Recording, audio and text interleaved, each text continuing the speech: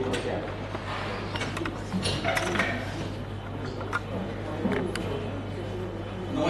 प्रणाम। मैं सबसे पहले इंटेक की ओर से आप सभी यहाँ उपस्थित आदरणीय इतिहास प्रेमी और हमारी इंटेक फैमिली का मैं दिल से स्वागत और हार्दिक अभिनंदन करता हूँ। शायद राय साहब ने मेरे बारे में बहुत अतिशयोक्ति कर दी कि मैं विद्वान, मैं आपको पहले एक चीज क्लियर कर दूं ताकि आपको आगे ये ना लगे कि मैं जो कुछ आपसे बात करूंगा उसमें कुछ कम ज्यादा हो, कि मैं विद्वान नहीं हूँ। मैं क्वाइन करेक्टर हूँ, सिक्का संग्राहक हूँ और ये मेरा पैशन है। मैंने अपने लाइफ में कभी हिस्ट्री नहीं पढ़ा, मैं कभी इतिहास का छात्र नहीं रहा। मैं सिंपल एमकॉम डीबीएम है मेरे पास, डिग्री जो है वो भी फर्स्ट डिवीजन की नहीं है, सेकेंड डिवीजन की। तो विद्वत्ता मेरे में नहीं है, लेकिन मेरा एक पैशन है सिक्के जमा करने का। वो शायद यहाँ जितने लोग बैठे होंगे उन्होंने अपने बचपन में किसी न किसी हॉबी को डेवलप किया होगा, चाहे फिलेटली हो, चाहे न्यूज़मेटिक फाइट की हो। बहुत सारे अलग अलग क्षेत्रों में हम काफी अपने हॉबी को डेवलप करते हैं, लेकिन एक समय ऐसा आता है कि बचपना थोड़ा सा दूर होने लगता है और हम अपने पारिवारिक बंधनों में फंस जाते हैं और उस हॉबी से हम थोड़े थोड़े दूर होते हैं। सबके साथ ऐसे होता है। सिर्फ ये अगर नहीं होता होगा तो उस क्षेत्र में जो विद्वान हैं, जो प्रोफेसर हैं, लेक्चरर हैं, उनका एक वो प्रोफेशनल होता है, वो उससे जुड़े रहते हैं और वो अपने आप को डेवलप हो रहे हैं।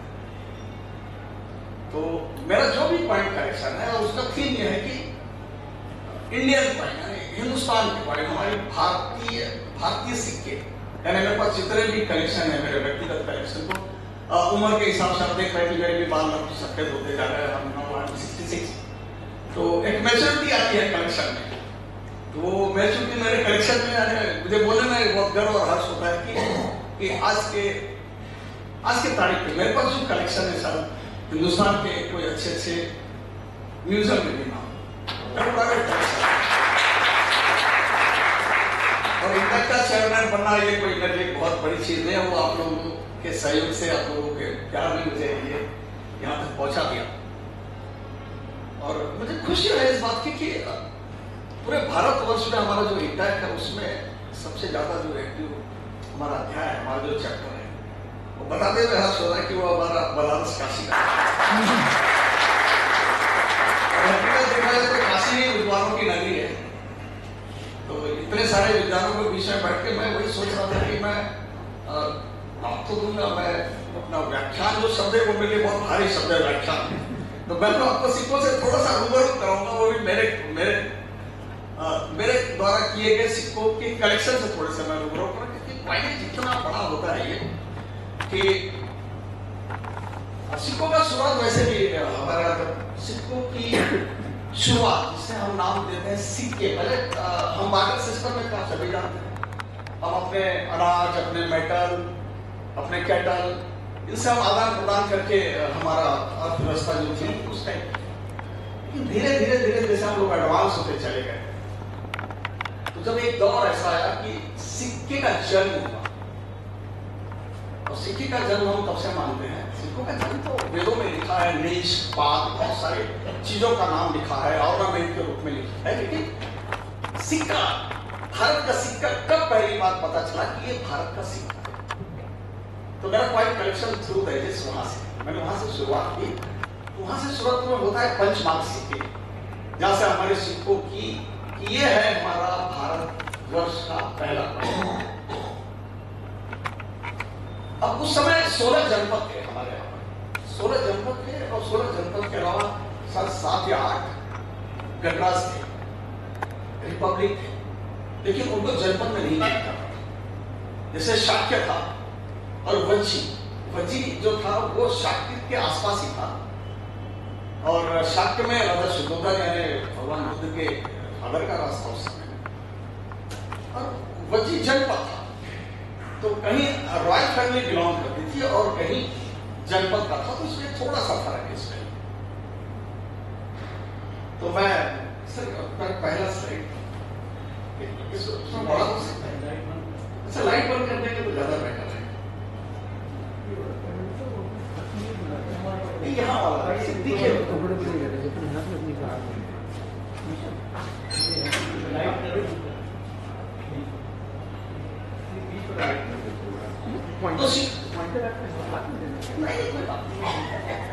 तो सिक्कों की शुरुआत हम अगर बात करें तो वो 16 जनपद के सिक्कों से मानते हैं।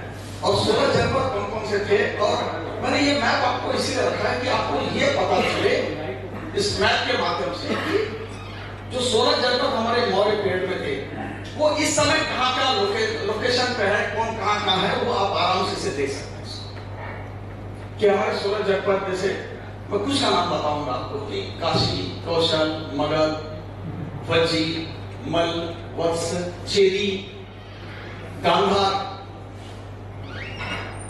तो जब इन पॉइंट की शुरुआत हुई तो ये सादा एक सिंपल एक छोटे से चांदी के टुकड़ों पे कुछ पंच कर दिए, लेकिन वो पंच के बाद में वो स्टडी की गई कि 16 जनपद में से ये कैसे पता चलेगा कि ये पंच मार्क ये क्वाइट उस जनपद का है। तो हर जनपद ने मिलकर अपने एक विशेष, जैसे आज भी देखिए हम अब तो हमारे यहाँ पर क्वाइट की प्रिंटिंग होती है, हम मीटिंग करते हैं उसमें हम नाम लिख देते हैं, कनाडा, यूएस, यहाँ वहाँ नाम प्रिंट हो जाता है उसमें, तो हम पता कर सकते हैं सबसे। लेकिन उस पीरियड में सिर्फ चंद चांदी के टुकड़ों पर अलग अलग आहत यानी पंच किए हुए सिक्के को बाद में पहचाना जाने लगा कि भाई ये सिक्का मल्ल का है, ये मगध का है, ये सिक्का काशी का है। और 16 जनपद में उनका आदान प्रदान भी होने लगा, थोड़ा सा उसमें वजन से भी हेरफेर होने लगा थोड़ा सा। तो लेकिन पहले सिक्कों को नाम क्या दिया गया, तो पहले सिक्कों को ये पंच मार्क के सिक्कों को नाम दिया कर्षापन। कर्ष यानी बीज होता है और पन यानी उसका वेट, उसका वेट होता था। तो पहले सबसे पहले जो सिक्कों को नाम दिया गया वो कर्षापन दिया गया, और हर जनपद ने अलग अलग मार्क लगा के, एक जनपद का मार्क दूसरे क्वाइट से कभी मिलेगा नहीं। मैं इसलिए प्रदर्शन ला रहा हूं कि 16 जनपद के सिक्के आप छू के इसको देखें, क्योंकि एक साथ 16 जनपद के सिक्के इंडिया के किसी म्यूजियम में आपको देखने को नहीं मिले। और खासकर मैं काशी के सिक्कों को इसलिए ज्यादा प्रमोशन किया हूं कि काशी के सिक्के देखने में सबसे सुंदर और सबसे बड़े होते हैं। 4 वैरायटी के सिक्के हैं, और उसमें एक सिक्का ऐसा है कि आपने सुना होगा महाभारत में गांधारी नाम की महिला, वो गांधार की रहने वाली थी, लेकिन आज वो गांधार का नाम गंधार है। तो सबसे पहला सिक्का ऐसा माना जाता है कि हिंदुस्तान का 525 BC गंधार से निकला है। और उस सिक्के की खासियत यह है कि उसको, उस सिक्के का जो शेप है आप हाथ में कर लेके देखेंगे तो एक शाखा है यानी बेंट है, तो उससे सिक्के का नाम दिया गया बेंट बात। और वो बेंट बात में 2 जगह से पंच लगाए गए, और हर सिक्का आप अगर गौर से देखोगे तो एक सिक्का दूसरे से मिलेगा। तो ये सबसे बड़ी देखिए उस जमाने की, यानी 507 BC के सिक्कों पर उस समय की फर्क। ये सिक्का हम इसको हिंदुस्तान का सबसे पहला सिक्का मानते हैं। आप देख सकते हैं, सब कुछ पॉइंटर दिखाने के लिए सब कुछ है, दिखा सकते हैं पॉइंटर इसी में हाँ पॉइंटर ही है।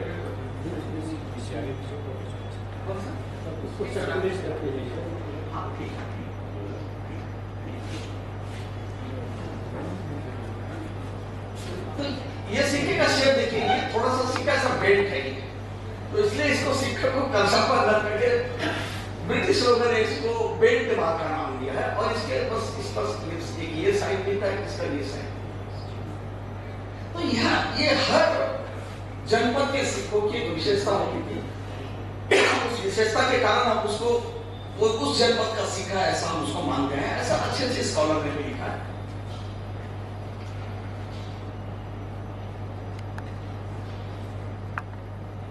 सर ये सिक्का जनपद का नहीं है, ये सिक्का शाक्य का है।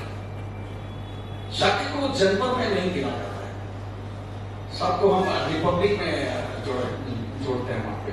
और इसकी खासियत है कि इसमें भी बीच में एक पंच है। देखिए हर पॉइंट का पंच एक दूसरे पंच से कभी मिलेगा नहीं। उसको ऐसा कहा जाता है कि ये शुद्धोधन, जिस समय ये पॉइंट बना उस समय वहां शुद्धोधन जी का राज्य था। ये पांचाल का सिक्का है, पांचाल जनपद का। अब ये देख रहे हैं, ऐसा लग रहा है कि सब बल्ब्स लगा है इसमें।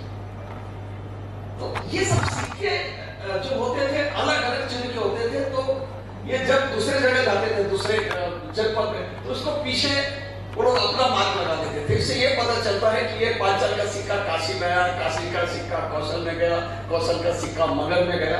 लेकिन एक समय ऐसा आया कि मगध इतना स्ट्रांग हो गया कि उसने कई काशी कौशल को विन किया उन लोगों ने, और अपने आप को महाजनपद उन्होंने घोषित किया। और उनके सिक्के कई सालों तक अबाध रूप से चलते गए, जो बाकी जनपद के सिक्के धीरे धीरे धीरे धीरे कम होते चले। यह है काशी का सिक्का। और काशी के सिक्के की आपको खासियत बताता हूं कि ये हल्का सा कटोरी शेप का है, यानी सॉसर टाइप का है। ये काशी के सिक्के की विशेषता है। आपको अगर वो ट्रे में देखेंगे तो अलग अलग अलग अलग सिक्के देखने को मिलेंगे। काशी के माने ऊपर ही रखा जाता है। ये सिक्का वस्त्र जनपद का है, और इसमें सबसे खासियत यह है, देखिएगा कि यहाँ पे एक बर्ड का फेस बना हुआ है, एक पक्षी दिखेगा आपको यहाँ पर, और यहाँ चौपर का निशान है।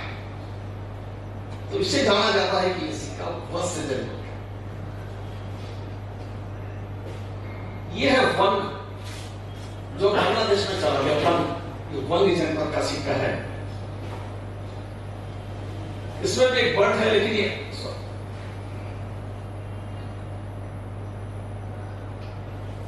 यहां पे एक बर्ड है।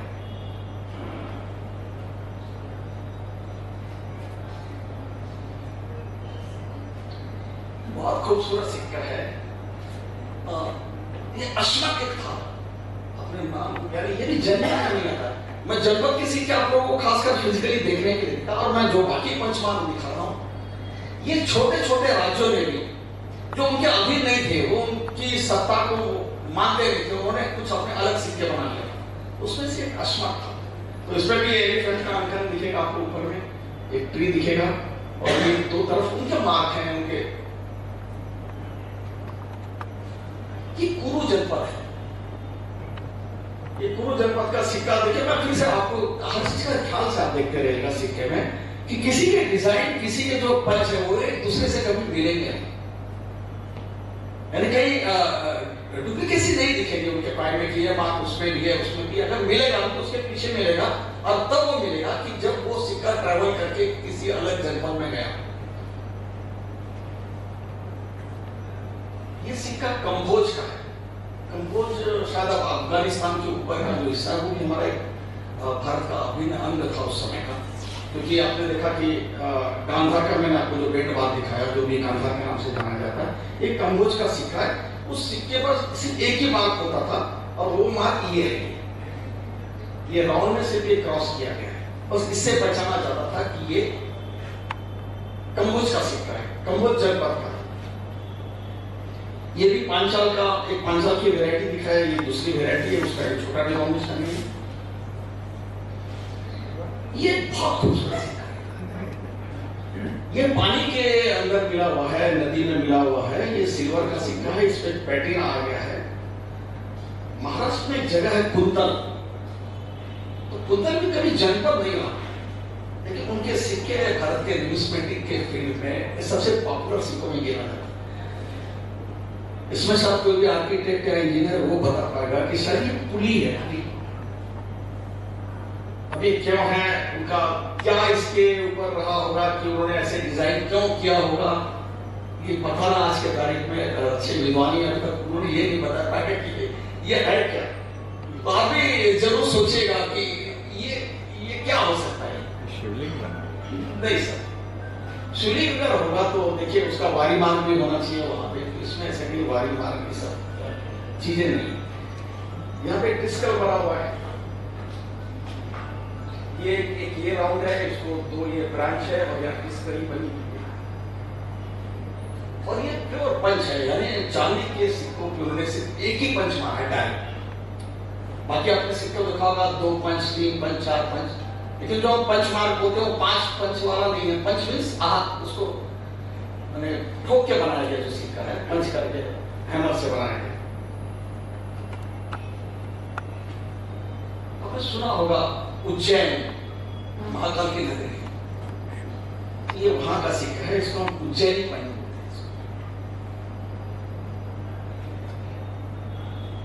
हैं। ये मथुरा के पास का सिक्का है।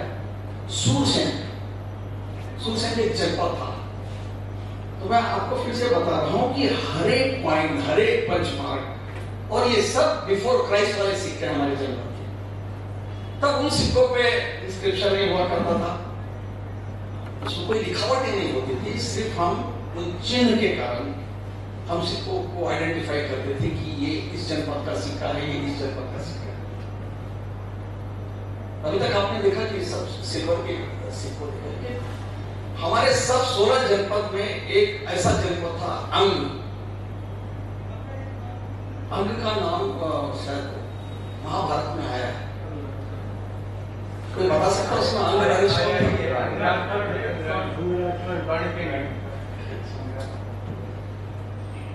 तो 16 जनपद में एक ही जनपद ऐसा था कि जिन्होंने कॉपर के मेटल के ऊपर पंच किया। तो ऐसा माना जाता है कि वो शायद उनकी हालत ठीक नहीं होगी, वो शायद सिल्वर नहीं, क्योंकि देखिए भारत के इतिहास में कई सारे राजवंश ऐसे थे कि कुछ राजवंश ने तो गोल्ड के पॉइंट बनाया, सोने के सिक्के बनाया, कुछ राजवंश ने सोने चांदी के दोनों के बनाया, कुछ ने कॉपर के भी बनाया, लेकिन कुछ ऐसे राजवंश थे जिन्होंने प्रोटीन के सिक्के बनाए। उसे यह अनुमान लगता था कि उस जमाने में वो इतने पावरफुल नहीं थे, अपने आप को राजा घोषित कर दिए, लेकिन छापने के लिए उनके पास न सोना था, न चांदी थी, न तांबा था। तो हो सकता है, ऐसा अनुमान लगाया जा सकता है कि उस जमाने में अंग सबसे हल्का जनपद रहा होगा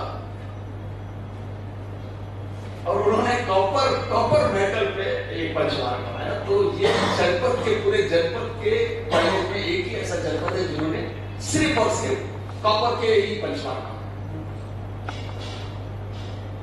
ये कौशल का है, काशी और कौशल दोनों लगा जनपद था। बाद में कौशल ने भी काशी को कई बार टेक ओवर किया और कई बार टेक ओवर करने के बाद में काशी के सिक्कों को रिस्ट्राइक किया। उन्होंने अपने चिन्ह लगा के कई साल तक चलाया। तो काशी अंडर कौशल गिरा।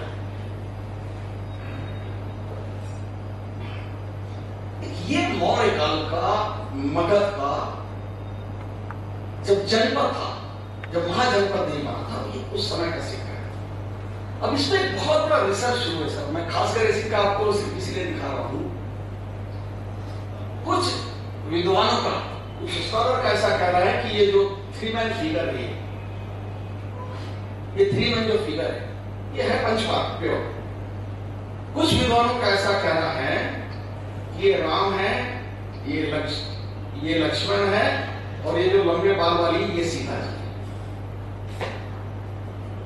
एक शोध का विषय है। ये अभी कोई दावे से नहीं बोल सकता कि मगध के पंचमार्क पे राम, लक्ष्मण, सीता का अंकन है, लेकिन इसका सबसे पहला पेपर अगर किसी ने न्यूमिस्मेटिक सोसाइटी ऑफ इंडिया में अगर प्रेजेंट किया तो वो एक जफरुल्लाह खान करके है, और वो राजस्थान में स्टेट आर्कोलॉजी है। तो उन्होंने सबसे पहला पेपर ये पढ़ा और उन्होंने बहुत सारे साक्ष्य करके कहा कि सर ये पंचमार्क पे ये जो तीनों फिगर हैं, ये राम, लक्ष्मण और सीता है, लेकिन लोगों ने नकार दिया उसको। तो मैं फिर से बता रहा हूँ कि बहुत बड़ा शोध का विषय है, क्योंकि मैंने आपको इतने सारे पंचमार्क दिखाया, फिजिकली आप लोग देख भी रहे होंगे, लेकिन उसमें कहीं भी किसी फिगर का अंकन नहीं है, ह्यूमन फिगर नहीं देखा। अपने बर्ड्स का देखा होगा, अलग अलग ज्योमेट्री के फिगर देखा होगा, चिन्ह देखा होगा, लेकिन ऐसे 3 मैन फिगर सिर्फ और सिर्फ मगध के अगली पंचमार्क में मिलता है। और ये ग्रेट काशी का सिक्कों में भी जैसे धीरे धीरे टेक्नोलॉजी आती गई, उसके डिजाइन, अच्छे डिजाइनर आते चले गए, तो ये काशी का सिक्का बहुत रेयर सिक्का है।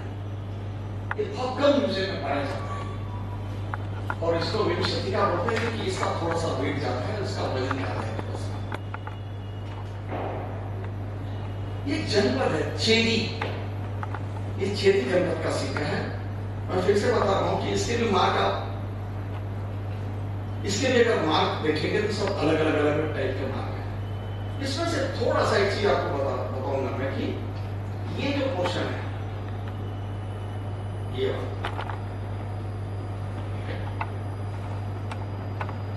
अपने जो मेगालिथ्स महापाषाण युग में, अगर आपने थोड़ा सा कहीं अगर पढ़ा होगा तो महापाषाण युग में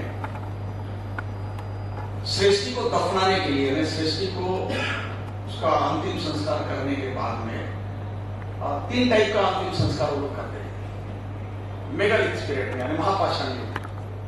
एक होता था मेगालिथिक सर्कल, जिसको मेगालिथिक सर्कल बोलते थे, बड़े बड़े पाषाण का सर्कल बना के, और बीच में उस सृष्टि को, जो उस समय का वीआईपी व्यक्ति होगा, उसको उसमें दफन करके फिर उसके ऊपर बड़े बड़े पत्थर रख दिए जाते, और बाद में उस परिवार का जो भी आदमी का अंतिम संस्कार होता था तो उस सर्कल के अंदर ही करते थे। तो वो सर्कल उस सर्कल में उसी परिवार, उसी खानदान के लोगों को ही दफनाया जाता था।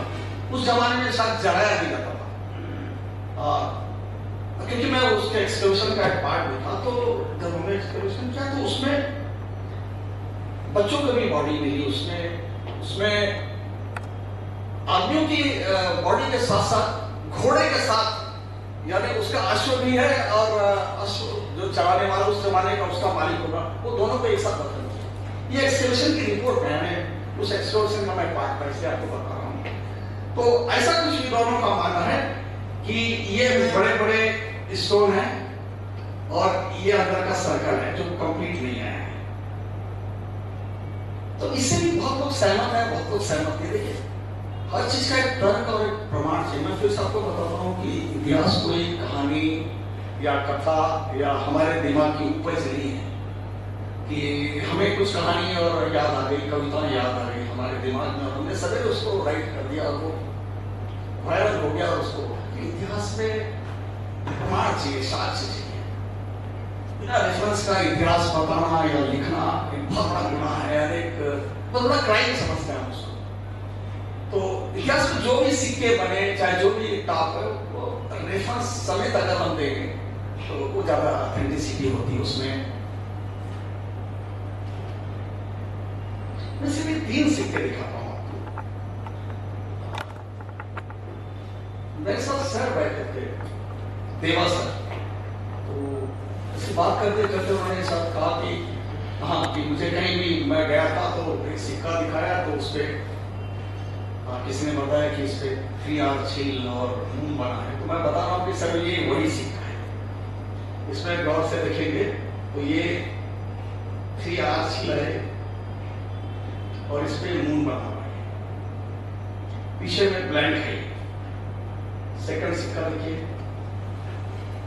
इसमें परफेक्ट 3R छील बना और इसको हम लोग हेलो क्रॉस बोलते हैं। ये पर्टिकुलर अशोक के ही काल का सिक्का है और इसके पंच मार्क नहीं है, इसको हम कास्ट का और कॉइन बोलते हैं, इसको ढाया गए सिक्कों। सेम थिंग, इधर 3R छिलर, शेप और डिजाइन में देखिए फर्क देखिए, दोनों में चिन्ह एक ही टाइप के। उधर हेलो क्रॉस है, इधर 3R छिलर क्रिस्टल है, सेम। तो ये अलग वैरायटी हम उसको मान सकते हैं। और ये कॉइन को मैंने इसलिए क्लीन नहीं किया, ये जमीन में गड़ा कॉइन है, इसलिए वो जितना जो व्हाइट दिख रहा है वो मिट्टी का कलर है। और कॉइन का एक चीज ऐसी है कि अगर हम कॉइन पढ़ सकते हैं, उसके चिन्ह देख सकते हैं, तो हमें उसको रगड़ के और एसिड डाल के, नींबू से रगड़ के साफ नहीं करना। उसमें केमिकल रिएक्शन फ्यूचर में हो सकती है और एक बहुत बड़ा हमारा इतिहास का साक्ष्य अपने हाथ से मिला सकते हैं। तो भी अगर कि आपके पास जो भी कॉइन है तो कभी उसको पीताम्बरी इससे उससे या नींबू पानी में कभी क्लीन मत कीजिए, उसको एज इट इज रहने दीजिए। ये कॉइन जमीन में मिला है और ये जो कॉइन है ये कॉइन नदी में मिला है। तो साक्ष्य रूप में देखिए, ये नदी में जो बालू के छोटे छोटे कण होते हैं ना, देखिए मैं आपको दिखाता हूँ। इसको इसीलिए नहीं निकालना चाहिए, साफ नहीं करना चाहिए कि मैं आपको बता पा रहा हूँ कि देखिए ये पानी में मिला है, और इसको बता पा रहा हूँ कि ये जमीन में मिला है। तो सिक्के हर एक काल में बनते चले गए, कुछ नदियों में प्रवाहित। देखिए आज भी हम लोग जब गंगा जी हमारे पवित्र नदियों को क्रॉस करते हैं तो उसमें कोई ना कोई सिक्का फेंकते हैं। पहले सिक्के का चलन ऐसा था कि सिक्कों में सिर्फ तांबे के ही पानी डाले जाते थे सिक्के को वाटर को प्यूरिफाई करने के। लेकिन आज हम स्टील के सिक्के फेंकते थे। हमारे इमोशन, हमारे भावना है, धार्मिकता हम हर जगह दिखाते रहते हैं। लेकिन पहले जो डाले जाते थे तो एक सिक्कों का बहुत अच्छा प्रमाण मैं इसे दिखाने के लिए आया हूं कि जमीन में दबा हुआ सिक्का 2500 साल पुराना सिक्का गड़ा हुआ है, आज निकला है तो अपनी ओरिजिनल पोजीशन में। और नदी में पाया गया वाला सिक्का आज भी देख लीजिए अपने ओरिजिनल लस्टर के साथ में। उसमें पैटिना आ गया है, उसमें जो ग्रीन कलर का दिख रहा है वो पूरा पैटिना है। ये मेरी बुक है छोटी सी, एक लिखा था मैंने। ये मेरे लाइफ की पहली बुक है, इसलिए मुझे बताने में बड़ा अच्छा लगता है कि नया कैरेक्टर था, कोई संग्राहक था। तो मैंने एक प्रेस है हमारे विदर्भ में, उसका नाम है लोकमत। लीडिंग पेपर है, वो मराठी का पेपर निकालते हैं। तो लोगों ने मुझे एक ऑफर दी थी कि आप हमें 100 पॉइंट्स के ऊपर लिख के दिए तो हम हर वीक आपका पॉइंट का कॉलम लिखेंगे। लेकिन जब मैं उनके पास में लेके गया तो बोले कि यार आपने इतना लिख दिया तो हम पेरिस की बुक फॉर्म बनाते हैं और बाद में छापेंगे। तो उनके कारण मेरी पहली बुक ये रिलीज हुई है। और कुछ इसमें के पॉइंट मैं आपको डिटेल बताऊंगा। देखिए मैं आपको फिर से बता रहा हूँ कि फाइनेंस न्यूमिस्मेटिक इतना बड़ा है कि पंचमार्क है, फिर उसके बाद में अलग अलग डायनेस्टी आई, सातवाहन डायनेस्टी आई, फिर कुषाण डायनेस्टी आई, फिर गुप्तास आए, फिर मेडिवल पीरियड आया, फिर सल्तनत पीरियड आई, सल्तनत मुगल आए, मुगल के बाद प्रिंसली स्टेट हुआ, फिर ब्रिटिश लोग आए। एक बहुत बड़ा इतिहास है हमारे भारतवर्ष के सिखों का। लेकिन मैंने जो कुछ सिलेक्ट करके लाया है उसमें एक छोटा सा इतिहास और एक बहुत रोमांचक कुछ तथ्य है जो आपको सुनने में भी अच्छा लगेगा और मुझे बताने में भी अच्छा लगेगा। हमने सिकंदर का नाम सबने सुना होगा, अलेक्जेंडर का। आपको याद होगा कि अलेक्जेंडर इंडिया में भी आया था। और जब अलेक्जेंडर इंडिया में आया था तो वो अपनी टकसाल, अपना मीट साथ में लेके आया। तो ग्रीक में जो उसके सिक्के पाए जाते हैं उसको हम लोग प्योर बोलते हैं कि अलेक्जेंडर ग्रीक का सिक्का है। लेकिन जो हमारे भारतवर्ष में पाए जाते हैं उसको इंडो ग्रीक का नाम देते हैं। तो ये सिकंदर का पॉइंट है।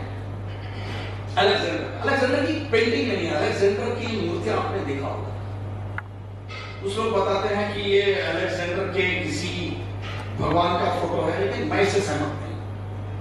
कोई भी राजा जब पॉइंट बनाता है, अपने बस का पॉइंट बनाता है तो खुद का बनाता है, बाद में वो पता चलेगी। तो मुझे ऐसा लगता है कि ये अलेक्जेंडर का पॉइंट, क्योंकि इसके बैक साइड में हमारे हिंदुस्तान में कुछ सिक्कों में लिखा रहता है महाराजा धिराज सो एंड सो।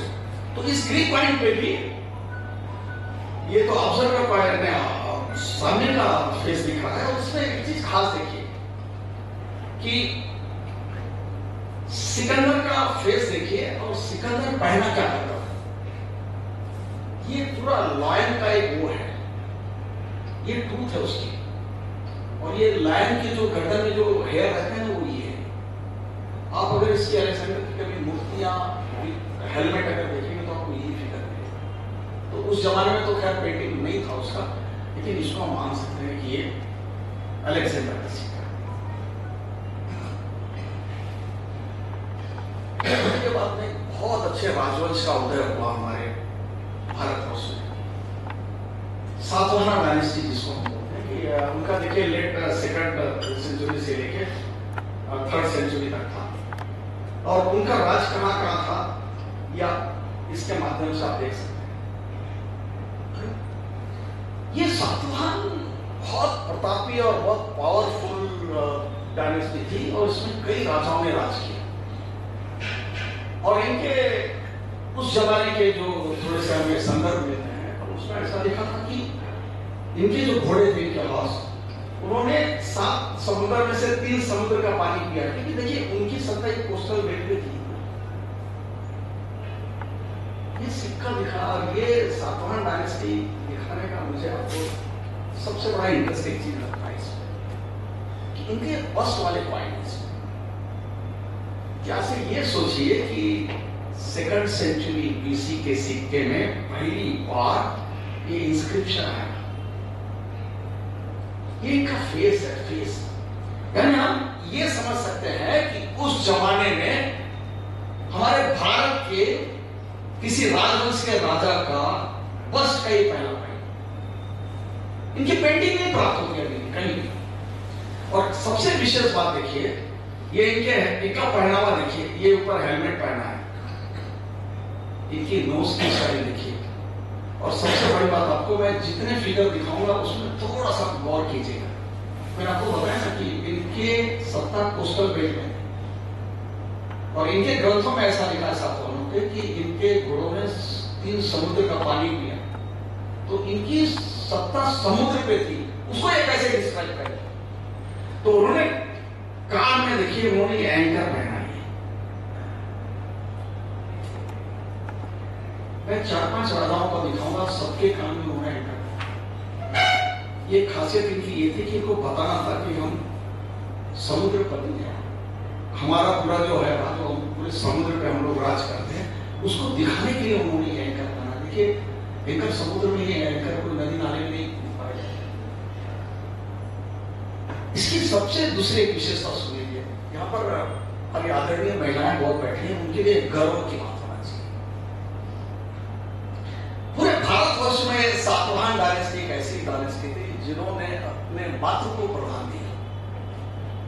इनके किसी भी लेख में, इब्राहिमी में और तेलुगु मिक्स में लेख, इस लेख में इन्होंने ये लिखा, इसमें ये पर्टिकुलर इसमें गौतमी पुतस पुलमावी, नेक्स्ट राजा आया, उसने लिखा कि वशिष्ठी पुत्र, यानी अपने मां के नाम से वो हमेशा अपने आप को संबोधित करते थे। ये पूरे भारत के राजवंश में एक ऐसा राजवंश है जिन्होंने अपने पिता को कभी प्रदान नहीं किया। इनके पिताश्री कौन थे उनका एक ऐसा नाम नहीं, लेकिन इनकी मां कौन थी उसका नाम इन सिक्कों पे दर्ज करा है। और कुछ इन्होंने पंच मार्क में से, जैसे आपको बताया मैं, ये 3 आर सील का 6 आर सील बन गया, ये यहाँ पर उज्जैनी सिंबल हो गया, ये यहाँ पर ये हम इसको मून बोल सकते हैं, इधर थोड़ा सा सन का है इसमें। लेकिन इस सिक्कों की एक खासियत है कि सातवाहन का पहला पोर्ट्रेट सिकंदर के बाद में अगर देखने में पाइनेश्वर देता है तो सातवाहन के पॉइंट। और ये एक राजवंश है कि जिन्होंने अपने मां के बहुत सारे थे, हमेशा मेधावी पुत्र लिखा करते थे अपने आप को, मेधावी पुत्र, फिर आगे अपना करनी, वशिष्ठी पुत्र, गौतमी पुत्र, माने उनमें अपने मां का नाम आगे लगा के। देखिए ये हमारे भारत की संस्कृति की खूबसूरती है कि हमेशा हम अपने देवी की पूजा करते हैं, हम अपने देवताओं की पूजा करते हैं। एक राजवंश ऐसा नहीं था कि जो अपनी मां की पूजा करते थे, अपने मां के नाम से अपना राजवंश उन्होंने चलाया। देखिए इनका पहनावा देखिए, मैं फिर से आपसे रिक्वेस्ट करूंगा कि आप मेरे गौर कीजिए। देखिए इसने भी इनका पहना, ये गौतमी पुत्र श्री यज्ञ साथ कर दिया। इसका पहनावा देखिए, इसका हेयर स्टाइल देखिए, हर चीज आपको अलग अलग पता चलेगी। इसमें खासियत है कि जैसे जैसे इनकी उम्र होते चली गई, वैसे वैसे इनके बस के कॉइन भी उसी टाइप के। जैसे हम पहले बाल कलर नहीं करते थे तो हमारे काले रहते थे, लेकिन जब हमने सफेद किया उनका भी सेम ऐसे था कि पहले वो बहुत स्ट्रॉन्ग लगते थे, बाद में धीरे धीरे उनके गाल लटकने लगे। उनके फेस पे जो पहले का एक्सप्रेशन था वो नहीं, वो अगर आप 15-20 महीना अगर एक राजा का हैंडल करेंगे तो उसके साथ ये पाएंगे कि उनका जो लेटेस्ट फेस होता था हर साल का, तो वही उनको बस पे आता था कि ना कि हमारा एक बहुत अच्छा पोस्ट में फोटो खिंचा लिया और हमेशा उसी को पोस्ट करते जाए। खूबसूरती देखिए, फिर से देखिए,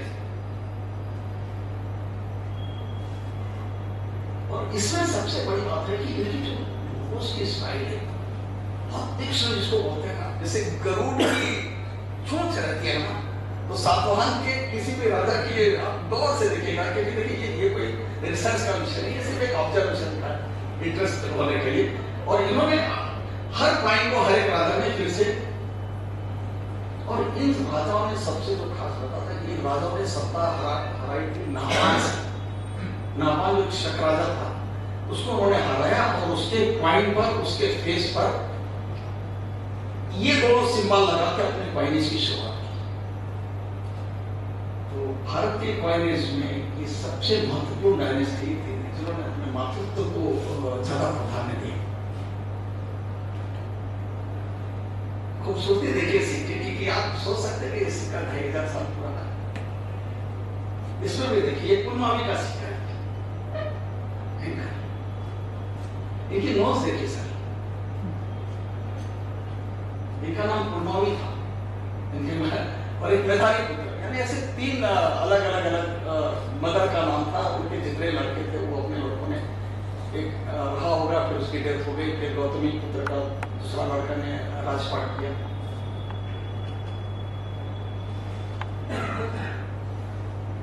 फिर से देखिए इसका हेयर स्टाइल एक अलग टाइप का लगता है ये बाकी लोगों से। ये भी यज्ञ साफ करने का है, तो मुझे ऐसा लगता है कि ये यज्ञ साफ करने का अगली इश्यू था, और मैंने जो पहले दिखाया वो बाद का इश्यू था, क्योंकि उसमें इसका हेलमेट, ये एंकर भी बहुत खूबसूरत बनाया है उसने। और बाकी आपको फिर से बताया कि ये बैक साइड में जो मार्क थी इनके कॉमन थे। इसके बाद में आता है कुषाण का साम्राज्य। कुषाण साम्राज्य की ये खासियत थी कि ये कुषाण हिंदुस्तानी नहीं थे, ये भारतवर्ष के नहीं थे। ये पहले ऐसा राजवंश है कि जो बाहर से आया और भारतवर्ष में आके उसने निर्बाध्य कई साल तक अपनी सत्ता इन्होंने भोगी, और इसमें एक से एक प्रतापी राजा हुए। मैं कुछ राजाओं के आपको नाम बताऊंगा इसमें। जो सबसे पॉपुलर राजा थे वो विमकेटफिसस नाम के थे। और देखिए ये युएजी नाम का एक कबीला था चीन के पास, और वहां से धीरे धीरे माइग्रेट होकर बैक्टीरिया यानी वो अफगानिस्तान की ओर ये लोग आए, धीरे धीरे आते चले गए, और बाद में ये अफगानिस्तान और चीन के बीच में हमारे हिंदुस्तान में रुके। और हिंदुस्तान में रुके नहीं, आप देख सकते हैं कि उन्होंने 30 एडी से लेके इतने साल, यानी 300 साल का कुषाण साम्राज्य था। यानी आप सोच सकते कि इसमें प्रतापी राजा, आपको पता है कि विमकेटफिसस थे, जिनको मान है कि हिंदुस्तान का पहला अगर गोल्ड कॉइन मिंट अगर किसी ने किया है उसका बस एक तरफ बना है। लेकिन आप गौर कीजिएगा कि कोई भी सत्ता हासिल करने के लिए, किसी भी राज्य में राज करने के लिए उस जमाने में धर्म बहुत महत्व होता था। ये चीनी थे, चीनी के कबीलाई फैमिली से लोग आए और इन्होंने भारत में रुके। लेकिन आपको आश्चर्य बात बताता हूं कि इन्होंने शैव धर्म को अपनाया, शैव धर्म को अपनाया, अपने आप को उपाधि दी महेश्वरस, यानी मैं महेश हूं, ईश्वरस, मैं ईश्वर हूं, ऐसे इनके लेख लिखे हुए हैं। और आप गौर कीजिएगा, ध्यान से देखिएगा, ये शिव खड़े हैं हाथ में त्रिशूल, इसमें स्पष्ट नहीं आएगा, दूसरा पॉइंट दिखाऊंगा। लेकिन ये विमकेटफिसस ऐसे किंग थे कि जिन्होंने हिंदुस्तान में सबसे पहले स्वर्ण मुद्राओं का मिंट करवाया, पंच नहीं करवाया, उन्होंने ढलवा के अपना सिक्का बनाया, और ये फेस है विमकेटफिसस। इनके दूसरे लड़के थे वो महाप्रतापी, आपने नाम सुना होगा, कनिष्क। कनिष्क का नाम देखिए भारतवर्ष में बहुत इज्जत से लिया जाता है कनिष्क का, लेकिन कनिष्क ने बौद्ध धर्म को भी बीच में अपना लिया। लेकिन बाद में उनके जो पुत्र थे वासुदेव, कुश, इन लोगों ने फिर से वो शैव धर्म में वापस आया। और वापस कैसे है इसका प्रत्यक्ष उदाहरण देखिए।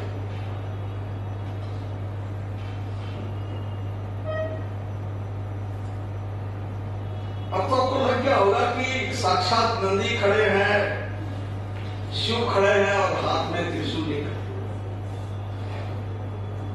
कहते हैं ना कि अगर हमें किसी जगह राज करना है तो हमें उसके धर्म से जुड़ना होगा, वहां की जनता से जुड़ना होगा, हमें उनकी भाषा बोलना पड़ेगा, तब वो हमें मानेंगे कि नहीं ये हमारे लिए काम कर सकता है, ये हमें फॉलो कर रहा है। तो किसी ने राज करने के लिए जो भी किया, ये कैसी डायनेस्टी थी जो हमारे हिंदुस्तान की थी नहीं। लेकिन आगे अगर वो डायनेस्टी 300 साल निर्बाध रूप से, और एक से एक प्रतापी राजा, तो इसका अंकल सिर्फ हमें मायने से नहीं। देखिए सिक्का एक ऐसी चीज है कि इतिहास की कड़ियों को, मिसिंग कड़ियों को जोड़ने के लिए न्यूज़पेपर एक बहुत बड़ा रोल अदा करता है।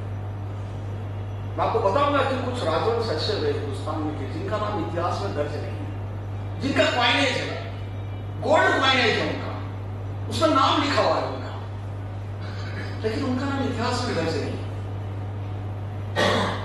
अभी जरूरत है हमें, मैं सही बताता हूँ कि क्वाइन के माध्यम से इतने सारे राजवंश का हमें अभी धीरे धीरे पता, क्योंकि देखिए coin is the written evidence, बाद में उस पर लिखा हुआ है ना, आप उसको नकार नहीं सकते। उसने कौन सा धर्म अपनाया, वो क्या पहनता था, अब इसका हेलमेट देख लीजिए, ये क्या पहना हुआ है, वो किस टाइप का अपना मुकुट पहना हुआ है। आपको मैंने इसके पहले सातवाहन का बताया, वो किस टाइप के पहना थे।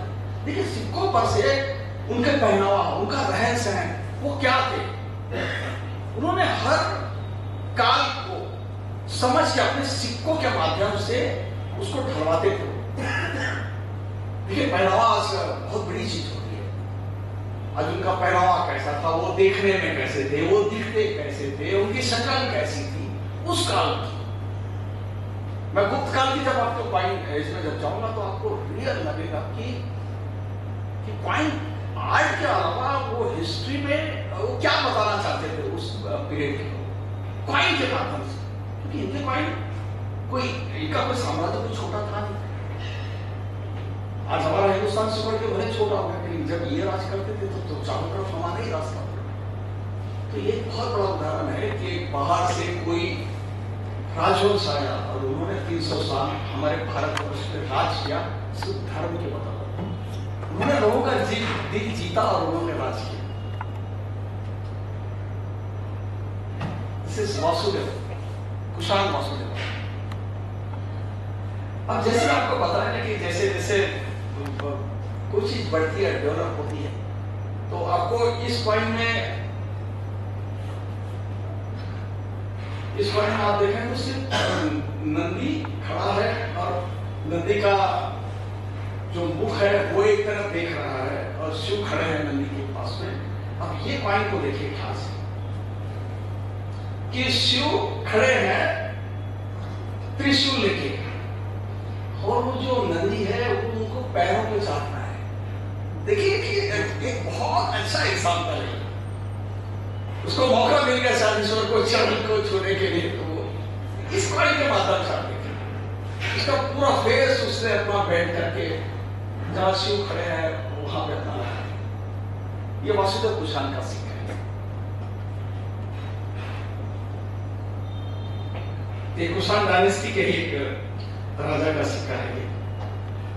ये वासुदेव टू का सिक्का है, क्योंकि हमारे इतिहास में हम मुगल को ज्यादा जानते हैं, तो अकबर 1 2 3 थे, शाहजहां 1 2 3 थे, औरंगजेब 1 2 3 थे। ये प्रथा बहुत पुरानी चली आ रही कि वो नाम अपना फिर कंटिन्यू करते थे अपने राजवंश में। उसके बाद ग्रेट गुप्ता एम्पायर, उनका कालखंड देखिए। अब हम एडी में आ गए हैं इसी से कि 240 से 579 तक ग्रेट एम्पायर साम्राज्य। देखिए एक बात बताओ कि हमेशा हम लोग बोलते थे हमारा भारत तो सोने की चिड़िया है। हम ऐसा यूं ही नहीं करते थे कि हमारा भारत सोने की चिड़िया। गुप्त साम्राज्य में 90% सिर्फ गोल्ड के कॉइन चले हमारे हिंदुस्तान में। वाह, आप सोचिए कि आज हम लोग 70 स्टील की और कॉपर निकल के सिक्का हैंडल करके बड़ा गर्व महसूस करते हैं। वो उस जमाने में जाइए, आप लेके जाइए आप उस गुप्त काल के खंड में। ये सोचे कि पूरा व्यवहार, आर्थिक व्यवहार सिर्फ स्वर्ण मुद्राओं से चलता होगा।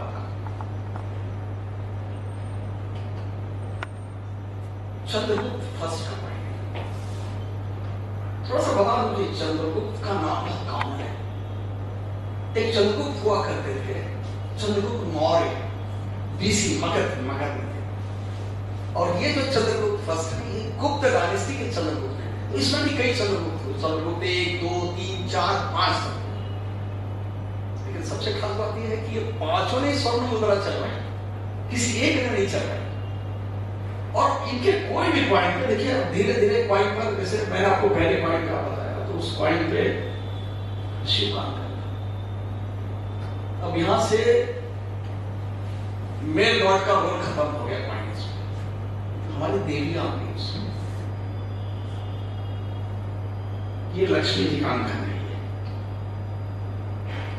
और ये राजा समुद्रगुप्त फर्स्ट ग्रामीण लिपि में लिखा है चंद्रमित्र लिखा है। सिक्का ख्याल से सिक्का देखिए इनका, तो एक हाथ में ये गरुड़ ध्वज लेके, गरुड़ दंड बोलते हैं इसको, मैं आगे वाले सिक्के पे क्लियर फिगर दिखाऊंगा। ये इनका धनुष है, बाण लेके खड़े हैं। कान में देखिए, आपको तो एंकर दिखाया, लेकिन कान में भी कितना बड़ा उन्होंने किया पहना हुआ देखिए। इनका ये मुकुट और उनके पहनावे कैसे, हर पहनाव पे थोड़ा सा ध्यान दीजिएगा कि मैं आपको फिर से बताता हूँ, इसमें आर्ट होता है। और आज तो आप जितने गौर से आप देखोगे तो उस वाइन का आपको आनंद ले पाओगे।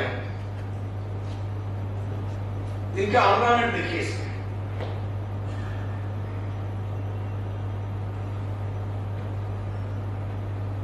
इनका पहनावा, इनका ऑर्नामेंट।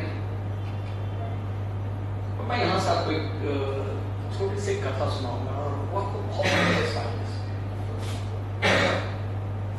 कि एक राजा कैसा होना चाहिए। हमारे कई ग्रंथों में लिखा है कि राजा बनने के लिए आपके पास कुछ एबिलिटी चाहिए। ऐसे कोई राजा नहीं बन जाता, उसको बलशाली होना चाहिए, उसको अच्छी घुड़सवारी आना चाहिए, वो संगीत में पारंगत होना चाहिए। कई चीजें हैं हमारे वेदों में लिखी है कि राजा को डिफाइन किया गया है कि ऐसे कोई राजा नहीं बन जाएगा, वो अगर गुण होगा तो वही राजा बनेगा। तो ये पूरे गुण अगर किसी में थे तो ऐसा दर्शाया गया है कि सिर्फ गुप्त साम्राज्य। अब मैं यहां से शुरुआत करता हूं। ये चंद्रगुप्त फर्स्ट के महाप्रतापी राजा समुद्रगुप्त का पानी है। ये समुद्रगुप्त बैठ के वीणा बजा रहे हैं।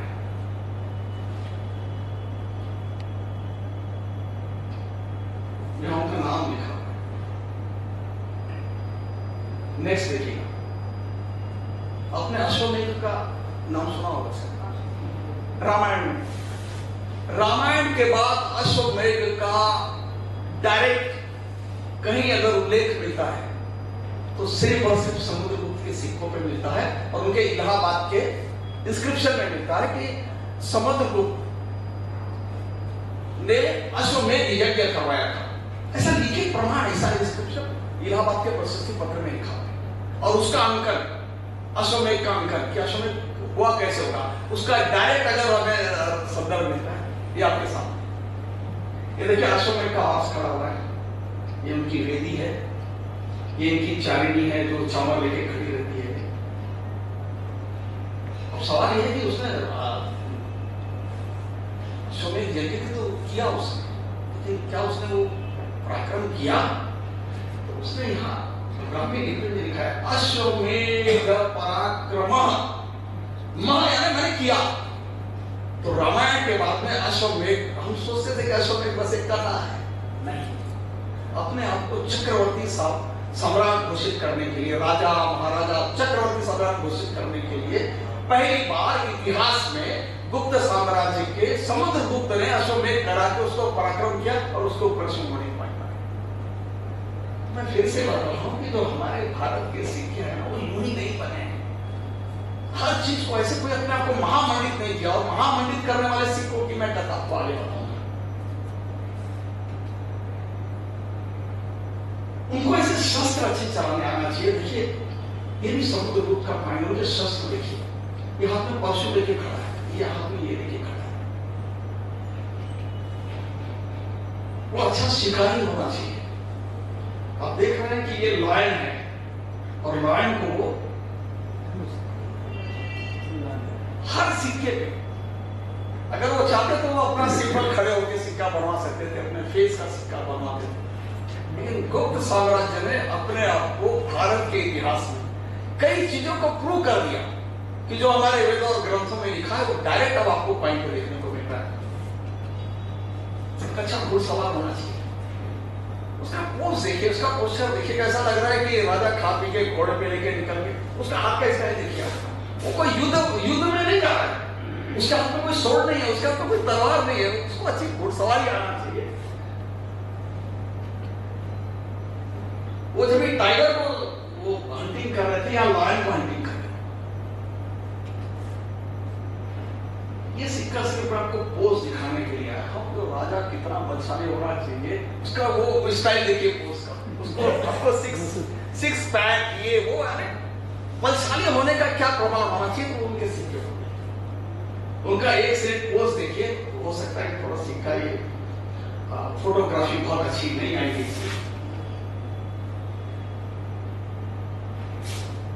इसको हम लोग बोलते हैं हाथी में जाके वो लॉयन का टाइगर टेम्पलर का कोई मानता नहीं, बहुत रेयर सिक्का दुनिया में 3 या 4 पीसेस। वो सारे अपने आप को भगवान भी मानते थे। ये कुमार गुप्त का सिक्का है, उसको कार्तिकेय का सिक्का हम लोग कहा जाता है। और सबसे खास बात है देखिए, उन्होंने यहाँ त्रिपुर लगाया हुआ है और कार्तिकेय की जो सवारी होती है वो सवारी पे ही बैठे हैं।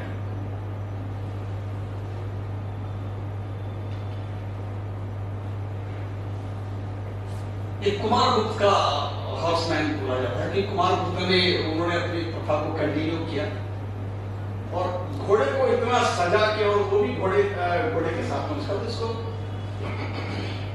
हॉर्समैन का सिक्का कहा जाता है। और ये सब सिक्के बहुत दुर्लभ है। ये सभी सिक्के गोल्ड के, इनका वजन 7 ग्राम का होता है। उन्होंने छत्र धारण करना चाहिए। देखिए, मैं महाराज से बिलोंग करता हूँ, जब तक शिवाजी का राज्याभिषेक नहीं हुआ तब तक वो छत्रपति अपने आप को नहीं करवा पाए। जब उन्होंने काशी के गागा भट्ट से अपना राज्याभिषेक कराया, तब उन्होंने अपने नाम के आगे छत्रपति शिवाजी लिखना शुरू किया। उस जमाने में भी ये होता था कि जब तक ये लोग छत्र धारण नहीं करते थे, तो एक राजा क्या क्या होना चाहिए, उसके साथ में कैसे कैसे लोग होना चाहिए, उसकी उपाधियां क्या क्या होना चाहिए, वो पूरे विधि विधान के साथ राजा बनते थे। उसके बाद एक बहुत अच्छा क्वाइनेज है। ये क्वाइनेज मैं आपको इसलिए दिखा रहा हूं कि ये दौलताबाद का शायद नाम सुना होगा, महाराष्ट्र के पास में औरंगाबाद, जिसे हम अभी संभाजीनगर कहते हैं, या औरंगाबाद के पास में एक ये यादव डायनेस्टी, ये यादव बाद में अपभ्रंश में, ये जादव थे, ये राजपूत लोग थे। बाद में अपभ्रंश की कहानी में बाद में आपको बता सकता हूँ, लेकिन इन राजाओं ने खासकर 5 से 6 राजाओं ने राज किया। और इनका सबसे बड़ी बात कि इनका आप समय देखिए, इनका पीरियड देखिए, 12th सेंचुरी 13th सेंचुरी का। इन राजाओं की सबसे खासियत यह है कि इन राजाओं का जो डायनेस्टी का था कि बस ये महाराष्ट्र और थोड़ा सा कर्नाटक और थोड़ा सा आंध्रा, यही का था। और इनके जो पहले राजा थे उनका नाम था भिलमदेव। उन्होंने एक चालुक्य राजा को हरा के इस डायनेस्टी की स्थापना की। लेकिन इनका जो क्वाइनेज है, इस टाइप का क्वाइनेज पूरे वर्ल्ड में, पूरी दुनिया में इस शेप का क्वाइनेज किसी डायनेस्टी ने नहीं।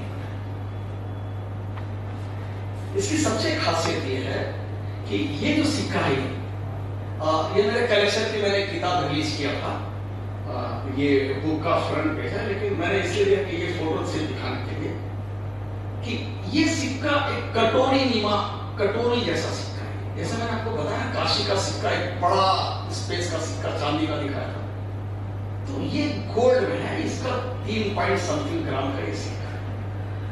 लेकिन इस सिक्के को 12th से 13th सेंचुरी में पुरानी टेक्निक पंचमार्क द्वारा बनाया।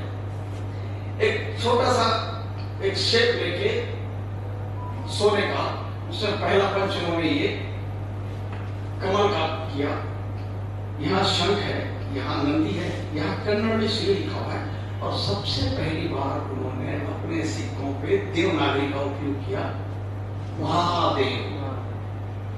देखिए, सबसे खासियत यह है कि देवनागरी का उपयोग, मैं आपको बताते बताते थोड़ा सा कुछ मिस कर गया था कि जैसे हम पंचमार्क को कक्षापन बोलते हैं, बाद में फिर सोने के आए थे, उसको दिनार बोलते थे, जिसको जो गोल्ड के सिक्के थे कुशाण के, और तब वो गोल्ड का नाम दिनार था। सोने के सिक्कों के कुछ अलग अलग नाम थे। मुगल काल में उसको मोहर कहा गया, नवाब काल में उसको, जैसे अवध के नवाब लोग तो शर्फी कहा गया। तो इसका क्या नाम, उसने इसका नाम दिया पद्मटंक। और ये टंक शब्द का इतिहास थोड़ा सा मैं इसके बाद में आपको बताऊंगा। इसका नाम जो है पद्म टंक। पद्म मीन्स कमल। इन्होंने अपने कॉइनेज पे कमल को बहुत महत्व दिया। पद्म और टंक क्या है? टंका, टंका। और उन्होंने सभी राजाओं ने यही फॉर्मेट को अपनाया। ये पहला सिक्का था, ये चाणक्य का सिक्का था। इसमें एक और एस्पेक्ट है, ये चाणक्य के सिक्कों पे उन्होंने ये अपना नाम यहाँ, तब तक उन्होंने अपना कॉइनेज शुरू नहीं किया था। बस ये कमल भी ऐसा बना दिया, यहाँ श्री भी लिख दिया, लेकिन वो उन्होंने और स्ट्राइक किया चाणक्य के सिक्के पे। फिर उनका एक पुत्र महाप्रताप आया, उसका नाम सिंघन था, तो यहाँ सिंघन लिखा हुआ है, पैटर्न सेम। फिर उनके पुत्र थे कान्हा, कृष्णदेव, तो देवनागरी में आप पढ़ सकते हैं, कान्हा लिखा हुआ है।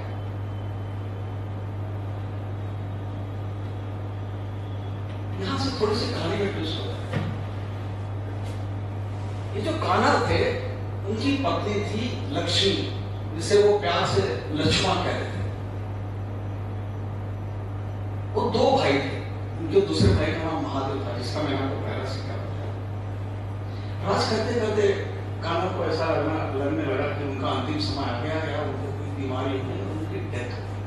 लेकिन वो डेथ होने के पहले महादेव को उन्होंने अपने राजपाट पे बैठा, क्योंकि उनका जो पुत्र था रामचंद्र, वो छोटा था और नाबालिग था, बालिग नहीं था, तो वो राजपाट नहीं कर सकता। लेकिन उसके डेथ होने के बाद में इस लक्ष्मी देवी यानी लक्ष्मण देवी ने अपना कॉइन मिंट करके सत्ता पे कब्जा कर लिया। लेकिन वहां के सामंतों को पसंद नहीं आया, उन्होंने उसको समझाया, राजपाट से हटाया और फिर से महादेव को उन्होंने गद्दी पर रखा। मेरा बताने का तात्पर्य है कि लक्ष्मण का कॉइन भारत के इतिहास में, भारत के पन्ने पर दर्ज है कि महाप्रतापी रानी ने अपने पति के मृत्यु के बाद राजपाट किया, उसका ये उदाहरण है।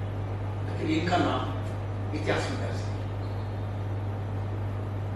तो इतिहास को जोड़ने के लिए सबसे बड़ी कड़ी, अगर मैं ज्यादा मानता हूं कि देखिए, कॉपर प्लेट, स्टोन इंस्क्रिप्शन एक लिमिट में मिलता है, लेकिन कॉइनेज बहुत मिलता है।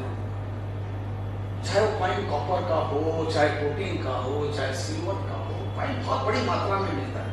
तो कॉइन हमारे इतिहास को परफेक्ट कड़ियों को जोड़ने में बहुत मदद करता है। ये महादेव का है। फिर महादेव के अलग अलग कॉइन है। महादेव कॉइन में ये हाथी का अंकन करा है, ये बहुत रेयर है, क्योंकि उनके सादे कॉइन पर हाथी का अंकन नहीं। महादेव की मृत्यु के पश्चात महादेव का जो लड़का था, उनका नाम था आमरदेव। आमरदेव बैठ गया, लेकिन बट उसमें रामचंद्र देव बालिग हो चुके। तो ऐसा कहा जाता था कि उन्होंने इससे युद्ध किया, उसको परास्त किया, इनको सत्ता से बेदखल किया। तो इसका जो कार्यकाल था वो 1 से 1.5 साल का था। तो इसलिए आमरदेव का कॉइन भारत के न्यूज़पेपर के इतिहास में बहुत रेयर कॉइन में गिना जाता है। फिर आ गया रामचंद्र। अब रामचंद्र से एक अलग स्टोरी शुरू हो जाती है। इसी रामचंद्र को अलाउद्दीन खिलजी ने इसकी वाइफ को उठा के लेके चला गया और देवगिरी का किले को निस्तनाबूद कर दिया, अवैध किले को, और उसका नाम दौलताबाद है। तो यहाँ से अलाउद्दीन खिलजी का वंश शुरू हो गया।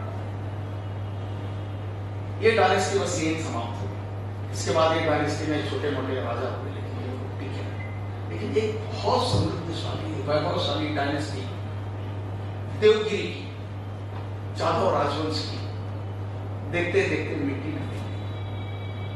जिन प्रतापी राजाओं ने सिर्फ और सिर्फ गोल्ड के कॉइन चलाया, जैसे 4th सेंचुरी मैंने आपको कहा कि गुप्त साम्राज्य में सिर्फ 90% सोने के सिक्के चले, 10% में कॉपर के और सिल्वर के कॉइन चले। इन्होंने तो कॉपर के और सिल्वर के कॉइन फनान छोटे से बनाए, पूरे कॉइन इन्होंने 3 ग्राम के पूरे सोने के सिक्के कई साल तक। और अलाउद्दीन खिलजी ने जब उनके ऊपर आक्रमण किया तो डायनेस्टी को ही समाप्त कर दिया उसने। ये शेप में दिखाने के लिए सिर्फ किया कि अगर हम उसका ऊपर से अगर फोटो खींचेंगे वो ये शेप का पॉइंट, ये उसका बैक साइड है, उसको हम औंधा निकाल देंगे तो वो ऐसा दिखेगा। उसके बाद आता है सल्तनत पे, थोड़ा सा पानी नहीं वहीं पे रखा हुआ है।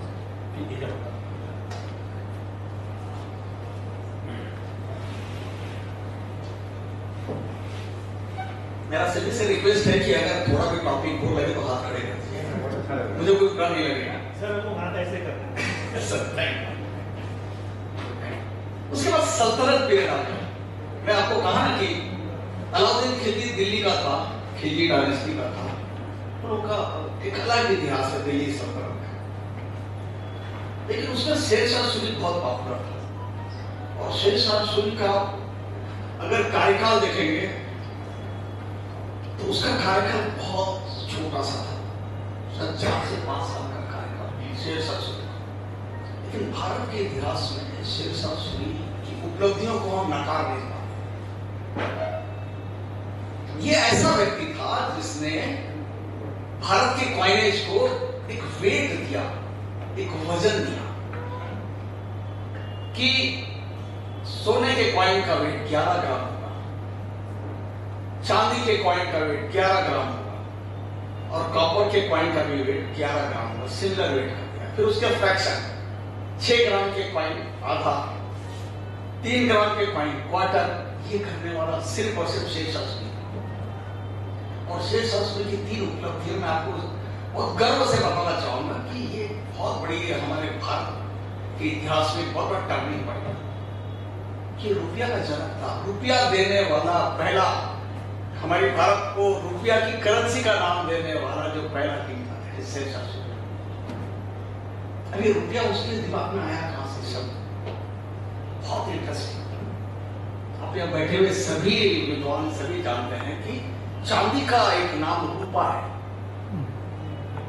उसके दिमाग में आया कि अगर ये चांदी का नाम अगर रूपा है तो उसने सबसे पहले अपने कॉइन पर रुपया लिखा है, शेरशाह सूरी। और शेरशाह सूरी मुस्लिम होने के बावजूद अपने कॉइन पे देवनागरी का उपयोग किया, जिसकी इंडियन न्यूमिस्मेटिक में बहुत बड़ी उपलब्धि की जाती है। और रुपया से अपभ्रंश होकर वो रुपया रुपीस बन गया।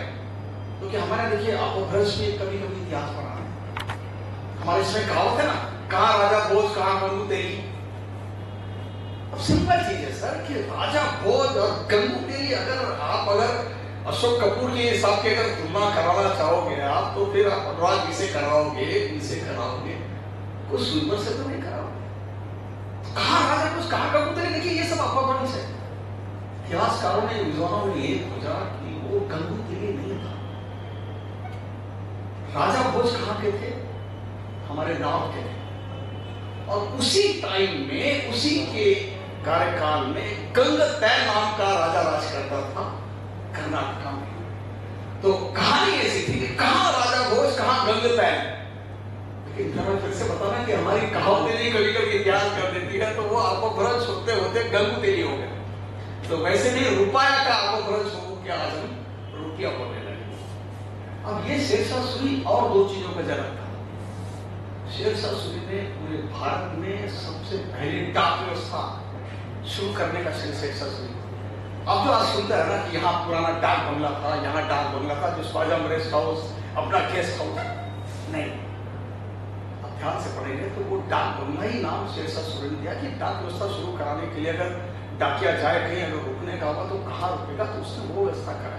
और तीसरा शेरशाह सूरी भारत में ग्रैंड ट्रंक रोड का सबसे बड़ा जनक था, कि उसने सबसे अच्छा इंफ्रास्ट्रक्चर जो आज और प्रधानमंत्री सड़क योजना, ये योजना, लेकिन उसका भी जनक वो था जिसने पेशावर से लेके यहाँ तक की कलकत्ता तक की रोड बनाई, जिसे हम ग्रैंड ट्रंक रोड के नाम से जानते हैं।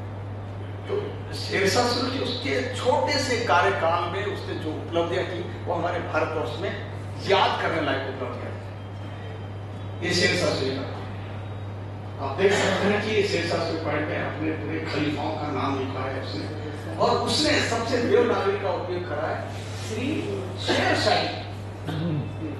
ये सिर्फ इसी काल में मिलेगा आपको, मुगल काल, इधर उधर काल में किसी राजा ने देवनागरी का उपयोग किया ही। ओनली शेरशाह सूरी जिसने अपने करुणा के साथ में अपने खलीफाओं के नाम के आगे उसने देवनागरी का उपयोग किया और इसी ने हमारे इंडियन करेंसी को नाम दिया रुपया। ये बहुत बड़ी उपलब्धि थी शेर शाह सूरी की। देखिए सल्तनत कई थी, जौनपुर सल्तनत थी, गुजरात सल्तनत थी, मारवाड़ सल्तनत थी, सिक्के सभी के हैं। लेकिन मैं कुछ चुनिंदा सिक्के आपको इसलिए बता रहा हूं कि किस सल्तनत काल में शेर शाह सूरी का नाम क्या था, किस लिए वो फेमस हुआ। आज हम किस लिए उसको याद करते, उसका स्टैंप पे भी निकला। फिर से देखिए,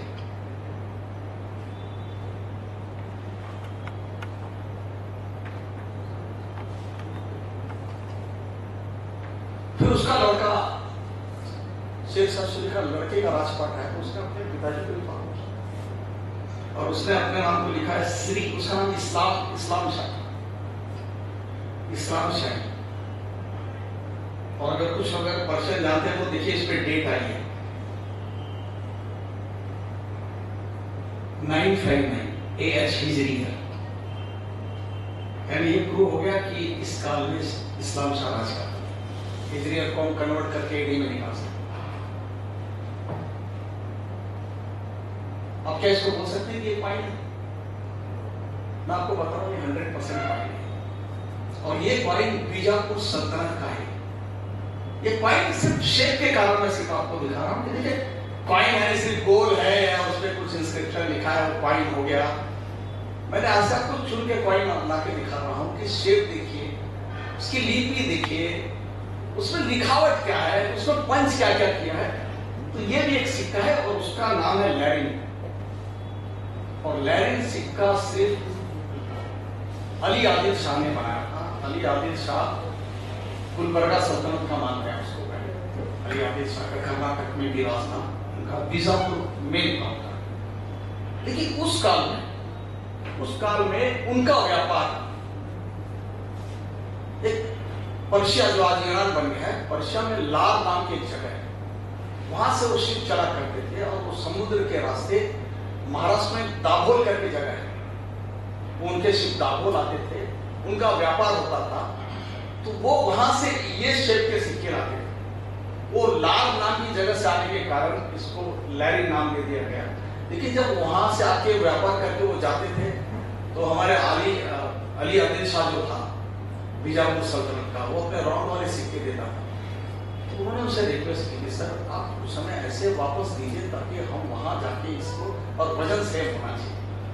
तो अली आदिल शाह ने उनको रिस्पेक्ट के लिए अपना नाम से उसने यहाँ लिखवाया। यहाँ पे अगर आप पर्शियन पढ़ते हैं अली आदिल शाह, और यहाँ जर्ब दाबुली जर्ब यहाँ से एक इंडियन फाइनेंस में एक नया शुरू होता है कि फिर सिक्कों पे मिंट का नाम आने लगा। जर्ब यानी मिंट, यानी ये सिक्का, और बाद में डेट आने लगी मुगल पीरियड से और सल्तनत पीरियड से कि ये कौन से इंजीनियर में बना है और ये कौन से मिंट में बना है।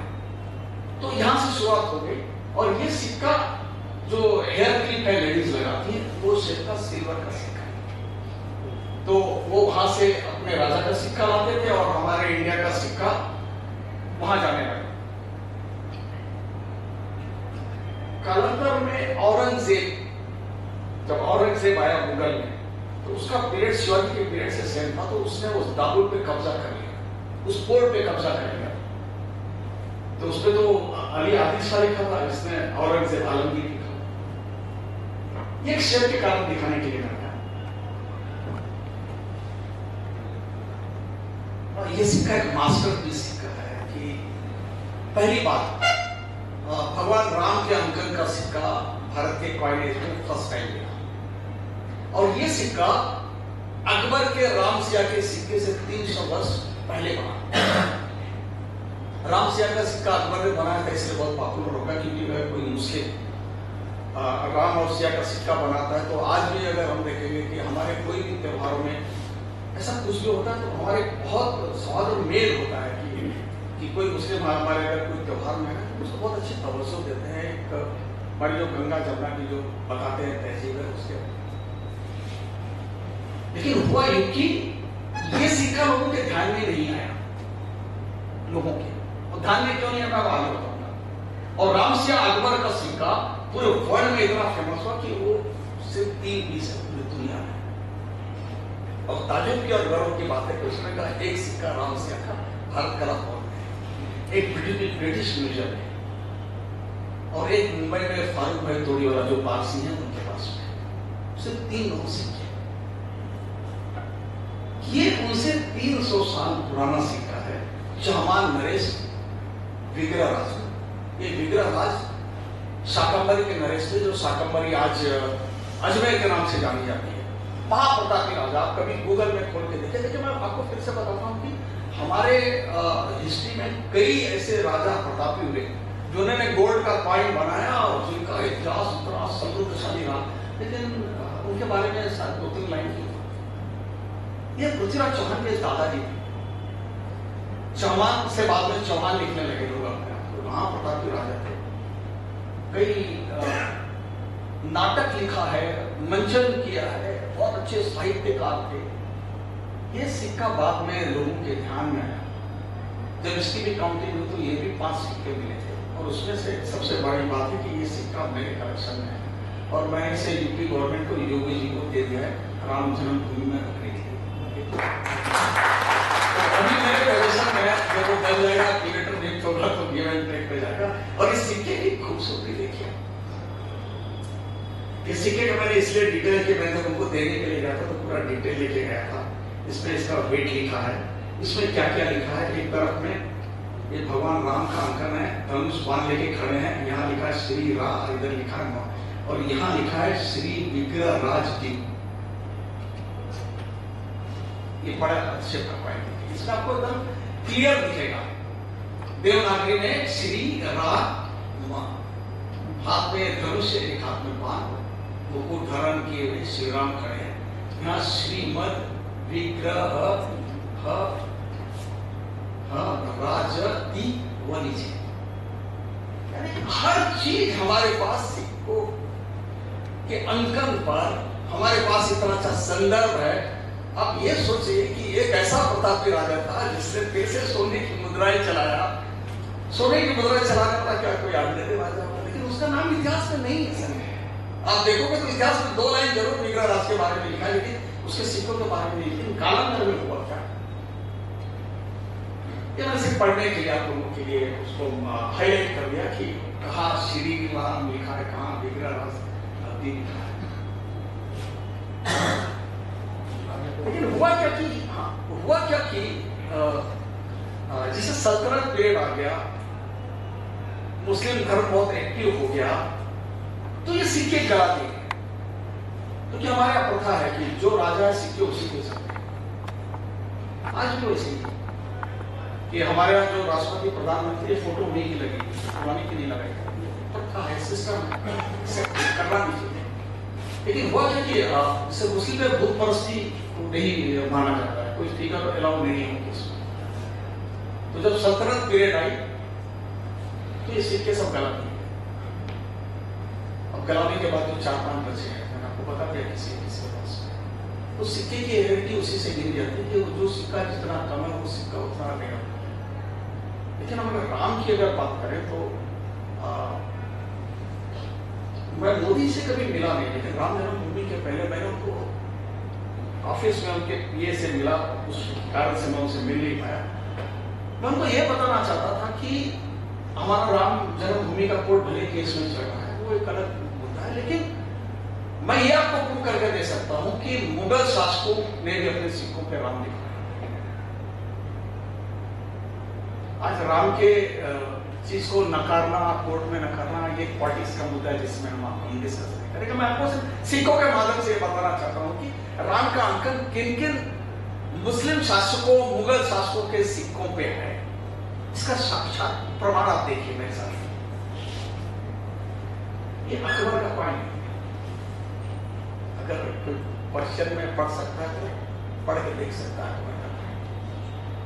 नेक्स्ट आपको बताता हूं कि ये अकबर के पॉइंट पे पर्शियन में राम लिखा हुआ है। अगर आप ख्याल से देखें तो मैं आपको पॉइंट करके दिखाता हूं।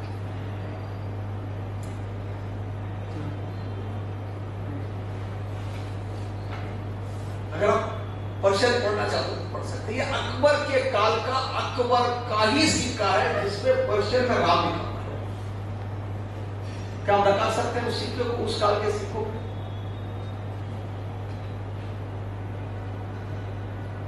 ये सेम सिक्का है। मैं मुगल काल के सिक्कों पे आता हूं क्योंकि राम को मेरे को और आगे आपको दिखाना है। फिर आ गया मुगल काल। मुगल काल तो आपको सभी जानते हैं कि मुगल काल में भारतवर्ष पे कई साल राज किया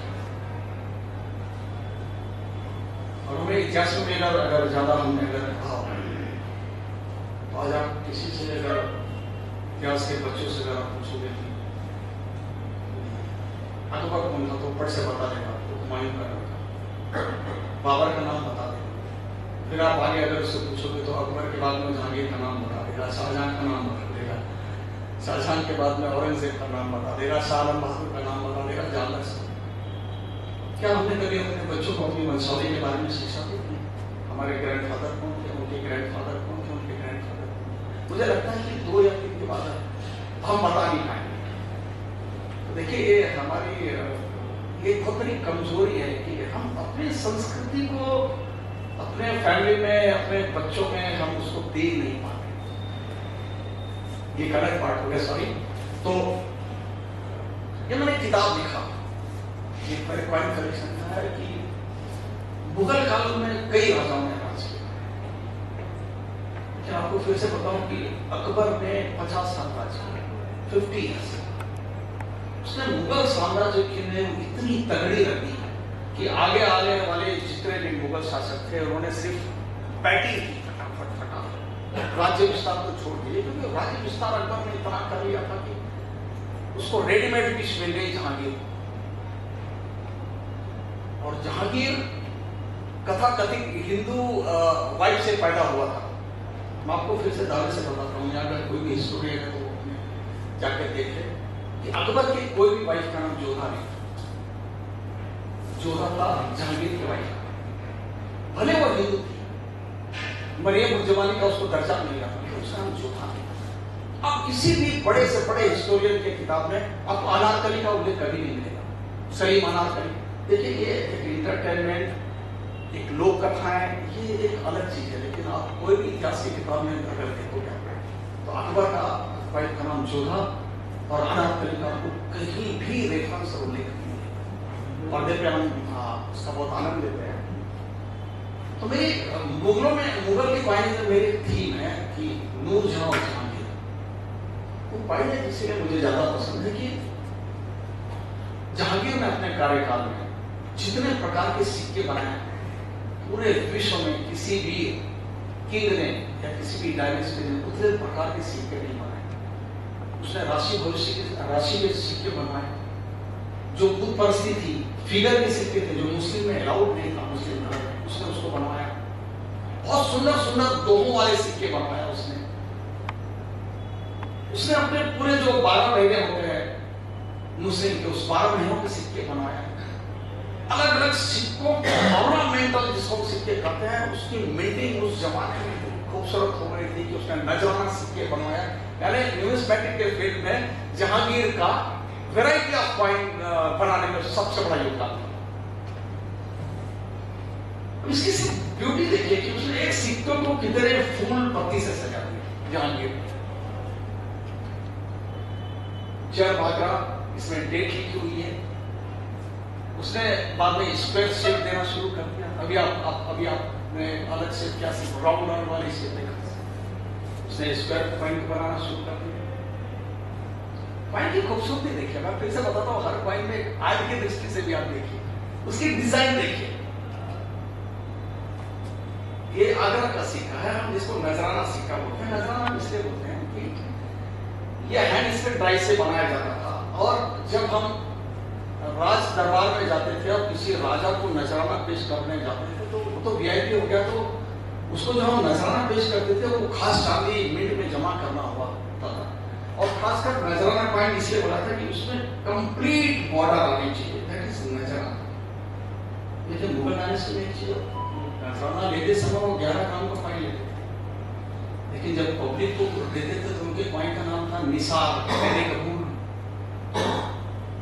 वो पॉइंट 2 ग्राम 1.5 ग्राम के पॉइंट देते, जिसको निछावर करते थे, निसार करना।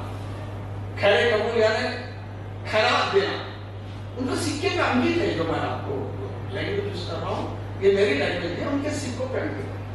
तो ये नजराना कॉइन है कि इस सर को नजराना पेश करने जा रहे हैं, तो वो खा रहती थी उसमें। ब्यूटीफुल कॉइन, जितने खूबसूरत कॉइन, पूरा नाम, जहांगीर का पूरा नाम लिखा हुआ, नूरुद्दीन मोहम्मद जहांगीर जर्मे आगरा। उसको जितना महामंडित करना था उतना करके उस सिक्का जब मेरे लोगों के सामने फिर बस वहां कर देते थे, नजराना करूं। इस पर लिखा है खैरे करूं, यानी हमें देते समय 11 ग्राम का कॉइन और राजा से जो वापस रिटर्न गिफ्ट हमें मिलता था, तो ये उसके रेयर कॉइन है कि ये जेमिनी का सिक्का है जहांगीर का।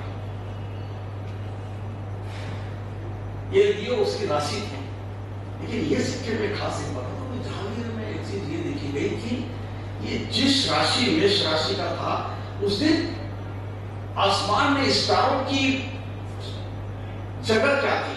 ये देखिए, ये जगह है। तो उसे ये देखा जाता है कि वो बहुत अच्छा एस्ट्रोलॉजी नहीं, क्योंकि देखिए उनके इस्लामिक धर्म में ये फिगर अलाउ नहीं होता है, लेकिन उसके बावजूद जहांगीर इतना पावरफुल था कि उसने सिक्कों का निर्माण कराया। और जब जहांगीर की डेथ हुई तो शाहजहां नामा पढ़ेगा, फिर उसमें ऐसा लिखा है कि जो भी इस राशि के सिक्कों को चलवाएगा उसको डेथ कराएंगे, तो लोगों ने इसको मेट कर दिया। ये हमारी बहुत अच्छी न्यूज़मेटिक, बहुत अच्छी कॉइनेज, बहुत साफ हो गया, तो इसलिए ये दुर्लभ से आपने जहांगीर का नाम सुना होगा। जहांगीर का पहले नाम सलीम था, सलीम शाह उसको नाम देगा। उसके पिताजी उसको शेखू बाबा करके, जो आपने अनारकली में देखा। लेकिन मुगलों में एक खास चीज ये थी कि जब वो राजपाट पे अपनी जब सत्ता पे बैठते थे वो, तो उनका नाम चेंज करना होता था।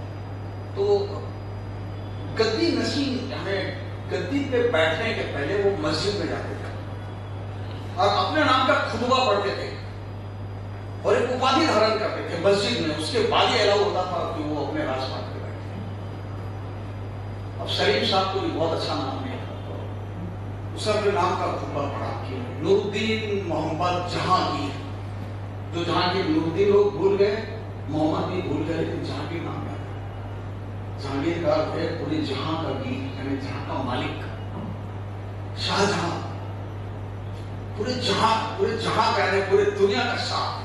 आप एक चीज देखोगे कि जैसे अकबर का क्या नाम था, जलालुद्दीन, कि उसका नाम क्या रखा? जलालुद्दीन मोहम्मद अकबर। अकबर तो साक्षात भगवान का नाम। औरंगजेब, नियामुद्दीन औरंगजेब आलमगीर, बड़े बड़े खुतबे पढ़ के अपने आप को, भाई फिर से मैं बताया कि अपने आप को महामंडित कैसे करना है। ये आप मुगल डायनेस्टी के पाएंगे ऊपर से, या मुगल हिस्ट्री से आप सीख सकते कि हमको अपने आप को महामंडित करना। तो हमें उपाधि क्या क्या है? जैसे मैंने आपको बताया कि कुषाण डायनेस्टी ने बताया कि महेश्वरस, ईश्वरस, विनकैक्टिसस। सिकंदर ने अपने पाइन में लिखा है, बेसिलियस, बेसिलियन, अलेक्जेंड्रॉय ग्रीक में लिखा है, राजा महाराजा धीराज। ये लोग भी वही काम किए, लेकिन ये लोगों ने अपने आप की जो उपाधि धारण की वो जहांगीर, शाहजहां। देखिए शाहजहां नाम नहीं है, ये उपाधि है। शाहजहां उपाधि है, जहांगीर उपाधि है, आलमगीर उपाधि है। ये सब उपाधियां हैं। सब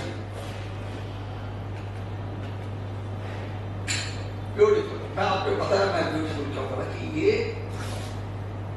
एक ऐसी रानी का सिक्का जो कभी रानी नहीं थी मुगल डायनेस्टी, नूरजहां।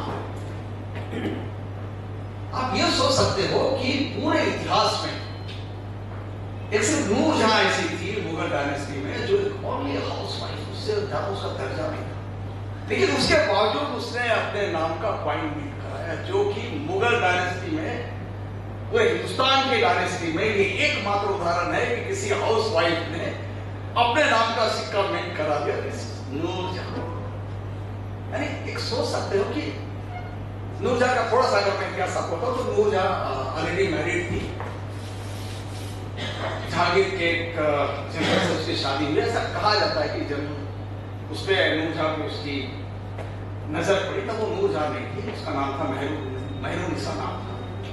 तो मेहरुन्निसा पे नजर पड़ी, उसने उस अपने जनरल को मरवा दिया। अली कुली खान नाम था उसके फर्स्ट हस्बैंड। और उसके बाद में वो शायद 20वीं वाइफ बनी। लेकिन इस 20वीं वाइफ ने पूरे मुगल डायनेस्टी की हिस्ट्री को ही चेंज कर दिया। वो इतनी शान, एक तो पर्शिया थी आपको पता है, और वो नूरजहां की खासियत है। मैं फिर से आपको बताता हूं कि हर चीज को नेगेटिव दृष्टि से मत देखिए, कुछ पॉजिटिव दृष्टि देखिए। नूरजहां भले हाउस वाइफ थी, उसने अपने नाम का पानी दबाया, लेकिन नूरजहां एक आविष्कार थी। आपको मालूम है कि वो नहाते समय गुलाब की पंखुड़ियों से के बीच में वो नहा रही थी, और उसमें उसको एक ऑयल दिखा, उसने उस ऑयल को दिखा और उसने स्मेल किया, और उस जमाने से उसने इत्र का इजाद किया। इत्र का इजाद करने वाली और महिलाओं के लिए सबसे गुड न्यूज कि ब्यूटी पार्लर का अगर कल्चर हिंदुस्तान में अगर किसी ने लाया मीना बाजार के माध्यम से, वो नूरजहां। कितनी बुद्धिमान होगी वो महिला कि जिसने मुगल डायनेस्टी में जहांगीर को अफीम पिला पिला के कहावत मशहूर हो गई थी, एक शेर कबाब हो, आधा शेर शराब हो, सल्तनत नूरजहां की खूब हो खराब। एक मुहावरा चल गया था कि जहांगीर को तो मतलब है बस एक शेर कबाब और 2 शेर शराब से संभालो, आपको जो संभालना है। नूरजहां की उसने सत्ता दे दिया था। नूरजहां ने फिर इतनी हाउस वाइफ थी कि उन्होंने अपने नाम का फाइन छाप दिया, और इसको कोई विरोध ना करे इस फाइन को। उसकी टेक्निक अगर आप इसको पर्शियन पढ़ता है क्या थोड़ा सा, कोई नहीं,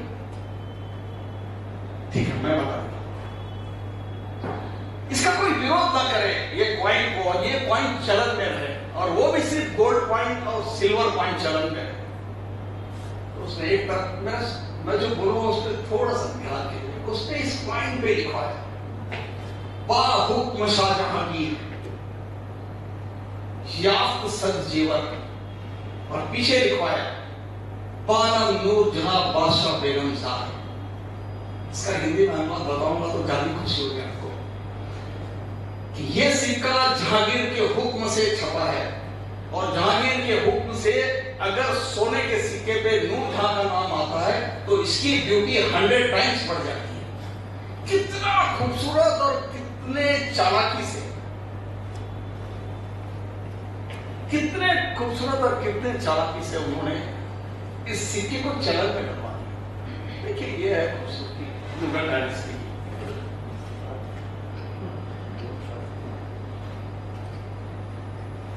ये जहांगीर का बहुत रेयर पॉइंट है, ज़ोडिएक पॉइंट है। ये शाहजहां का, जब शाहजहां पहली बार दादा बने, औरंगजेब को जो पहली बेटी हुई उसको कॉम्प्लीट करने के लिए उन्होंने इस नजराना कॉइन को डलवाया। इसकी खूबसूरती मुगल डायनेस्टी को देख सकते हैं। और ये मेरे ईश्वर जिनको मैं भगवान का दर्जा देता हूँ, छत्रपति शिवाजी महाराज का बहुत रेयर कॉइन है। महाराष्ट्र शासन के रिकॉर्ड में अगर कोई मराठी पढ़ सकता है कि जोशी मैडम अगर बैठी है तो पूरे यहाँ लिखा है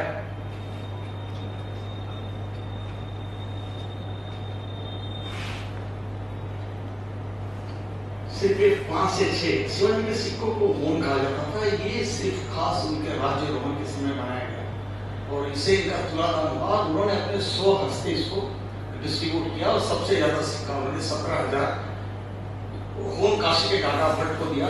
तो गागा भट्ट जब वहां से निकले काशी को जाने के लिए, वो डर लगना कोई लूट लेगा, तो उसने पूरा मेज करा दिया।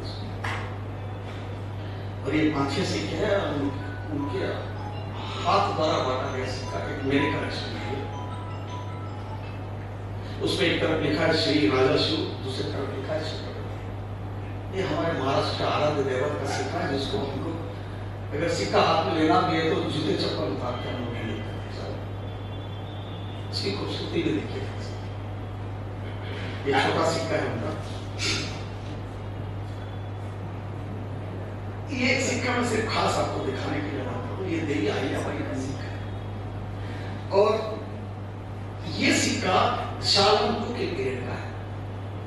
उस जमाने में सिर्फ दिल्ली में एक ही बादशाह हुआ करते थे, बाकी लोग नाम नहीं छापा करते थे, सिर्फ एक चिन्ह ऐसा डाल देते थे कि और मीट डाल देते थे कि उनकी मीट भैंसों थी। लेकिन आज मैंने अपने सिक्कों पे पीपल का पत्ता और ये शिवलिंग का अंकन इसलिए आपको दिखाने के लिए कि ये सिक्के कैसे पहचाने जाएंगे। तो देवी आयजा भाई होलकर का सिक्का है, नीचे मीट महेश्वर लिखा हुआ है, ये उसी का सेकंड है, ये उसी का कॉपी है दूसरा। ये एक सिक्का जो मैंने आपको बताया, ये भी इधर देवाब शाह आलम 2 और देवनागरी में लिखा हुआ है और जय को लिखा अहमदाबाद। ये मराठा लोगों ने शाह आलम के नाम से राम का पाइन बनाया। सेकंड पीस इन्हीं लोगों ने शाह आलम के सिक्के में श्री गणपति पंत प्रधान देवनागरी का उपयोग किया और गणपति का नाम दिया। ये मीरज का सिक्का है, मीरज के आराध्य देवता गणपति है। लेकिन ये सिक्का मीरज के राजा ने पंत प्रधान, यानी उस समय बाजीराव पेशवा को पंत प्रधान कहा जाता था, उनके ऑनर में ये सिक्का में ये सिक्का बहुत इंटरेस्टिंग। बस 2 सिक्का सर, मैं 2 मिनट ज्यादा टाइम लूंगा आपसे। एंड ये प्रिंसली सेट के सिक्के, तब विक्टोरिया का राज आ चुका था, ब्रिटिश इंडिया हमारे यहाँ रूल कर रही थी। तो कुछ राजस्थान के राजवंश ने कहा कि सर हमें सिक्का छापना है। तो उन्होंने ब्रिटिश रूल ने कहा कि आपको एक तरफ विक्टोरिया का पोस्टर डालना पड़ेगा और फिर आप जैसे ये अनवर लिखा हुआ है, ये जैसे गंगा बहादुर बीकानेर लिखा हुआ है, ये दोनों ने बस निकाला और अपने स्टेटस निकाला। लेकिन मेवाड़ ने एक्सेप्ट नहीं किया, मेवाड़ ने एक्सेप्ट नहीं किया कि मेवाड़ की भूमि गलत है, कि राणा प्रताप की भूमि जिसको हम लोग बार-बार नमन करते हैं इतिहास में और करों से हम लोग इंडियन हिस्ट्री में नाम लेते हैं। उन्होंने चित्रकूट उदयपुर और यहां पर देवनागरी में लिखा है दोस्ती लंघन।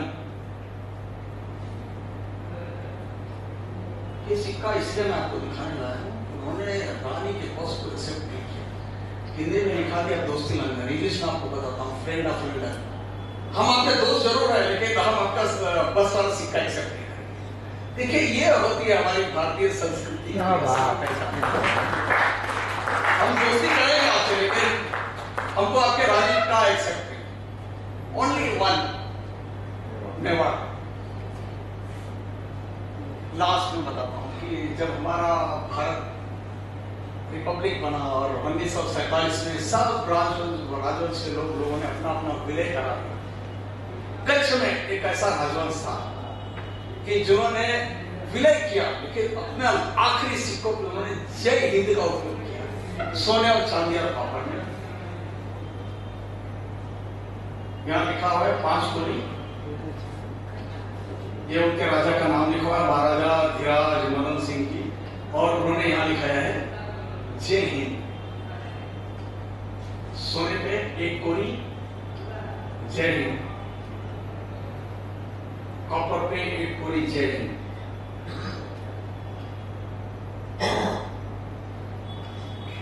तो ये एक ही ऐसा डायनेस्टी थी जिसने विलय के समय हमारे सब कॉइनेज में जय हिंद कहीं नहीं मिलेगा सिवाय कच्छ। और सबसे लास्ट में मैं आपको एक जरूर बताना चाहूंगा कि आजकल सोशल मीडिया पे ये सिक्के बहुत चलते हैं। ये सिक्का नहीं है, ये से रामकन का कहते हैं, रिलीजियस टोकन है। इसको लोग अखबारों में रामायण कालीन सिक्के, सन ये सन वो, ये हनुमान छाप, ये सब एक्चुअल में टेम्पल टोकन है जिसको सोशल मीडिया पे लोग फंसा के लाखों रुपया में सेल करते हैं। मेरी आप सबसे उम्मीद है कि अगर कोई ऐसा बताए कि रामायण कालीन है, इट इज नॉट फाइन। और इस पे सबसे ज्यादा काम आपको बताऊं, मैंने एक रेफरेंस निकाला है बहुत सुंदर। डॉक्टर माइकल मिशनर जो ब्रिटिश में है, पेशे से डॉक्टर है, उन्होंने रामटंका जैसा टोकन के बारे में पूरी बुक रिलीज की। लेकिन गुप्त धन वाले और बाकी लोग की इसको इतने हैवी कीमत में बेच के अपने तिजोरी में रखिए, आपका धन बढ़ जाएगा, इसमें डाल दीजिए, उसमें डाल दीजिए। इससे बचने के लिए सिर्फ मैंने आपको ये दिखाया। और थैंक्स, आपने बहुत देर तक मुझे झेला और मेरे शब्दों को सुना।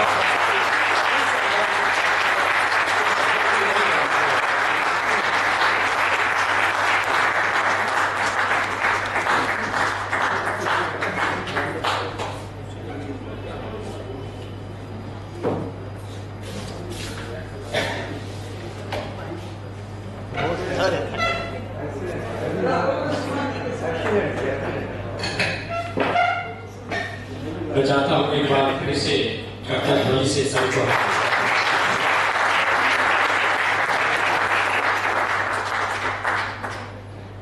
और जिस तन्मयता से हमने सुना, वास्तव में ये प्रोग्राम जो 3 घंटे का 2 पार्ट में था और ये संघ की जो उनके ज्ञान, उनकी विद्वता और जिस तरीके से प्रस्तुतिकरण हुआ, हमें पता ही नहीं चला कि कैसे 4 से 6 बज गए। और दूसरा जो पार्ट है हमारा काशी के रिलीजियस एंड स्पिरिचुअल साइंस पे, तो कपूर साहब की तरफ से मुझे इशारा हुआ कि अब इसके ऊपर चर्चा नहीं करनी है, समय पूर्ण हो गया है। मैं इस बात के लिए धृष्टा चाहूँगा ये कहते हुए कि सर आप विद्वान हैं या आप वक्ता हैं कि नहीं, वास्तव में काशी में जब आप आते हैं तो ये आप तय नहीं करते हैं, काशी की जनता तय करती है। मैं उस काशी की बात करता हूँ जहाँ पे हर व्यक्ति गुरु है और एक दूसरे को गुरु कह के बुलाता है। उससे अगर तुलना करूँ तो सर आप महागुरु हैं। सिखों के ऊपर अभी तक कम से कम मेरा जो निजी अनुभव है, मैं भी पुरातत्व का छात्र रहा हूँ और इसी काशी हिंदू विश्वविद्यालय में न्यूमिस्मेटिक सोसाइटी ऑफ इंडिया की एक शाखा है, ऑफिस है। अच्छा, उसके एग्जीक्यूटिव ट्रस्टी मुझे नहीं मालूम था। मैं ये कह रहा हूँ कि अभी तक मेरे छात्र जीवन से लेकर अभी तक सिखों के ऊपर, क्योंकि सिखों की जब बात होती है न्यूमिस्मेटिक सोसाइटी या किसी भी आप ग्रेजुएशन में, पोस्ट ग्रेजुएशन में जाएं, तो एक कालखंड के सिखों को फोकस करके आपको पढ़ाया जाता है। लेकिन पूरे हमारे ऑडियंस के लिए जिसमें मैंने उसका पार्ट था, सिखों की शुरुआत से लेके पंचवार आहत मुद्राओं का जो दौर शुरू हुआ और उसको पूरा कुषाण काल, गुप्त काल से लेके और आगे ब्रिटिश काल तक आपने जिस खूबसूरती से सबको पिरोया, उसको फिट किया, जिस क्रिस्पी तरीके से, रोचक सरल तरीके से, इजी टू अंडरस्टैंड। परिचय थोड़ा और बता दें हमारे कैमरे के लिए। सर का परिचय, हाँ एक बार और। इस सर का परिचय, आप टैग के राष्ट्रीय चेयरमैन हैं और सर का नाम बताना मुझे लगता है कि ये स्टूडेंट्स को दिया दिखाने जैसा है। इनका नाम भी संजोग से आप ही के नाम से मिलता जुलता है। इस सभागार में 3 लोग ऐसे हैं जो अपने अपने फील्ड के माहिर हैं और संजोग से 3 लोगों का नाम अशोक से है। और मुझे वो याद आता है तो कि एक और बात है, काशी की धरती में कुछ ऐसा जादू है कि अशोक नाम का जो भी व्यक्ति इसके संपर्क में आया है, उसने अपने जीवन के सर्वोत्कृष्ट ऊंचाई को प्राप्त किया है।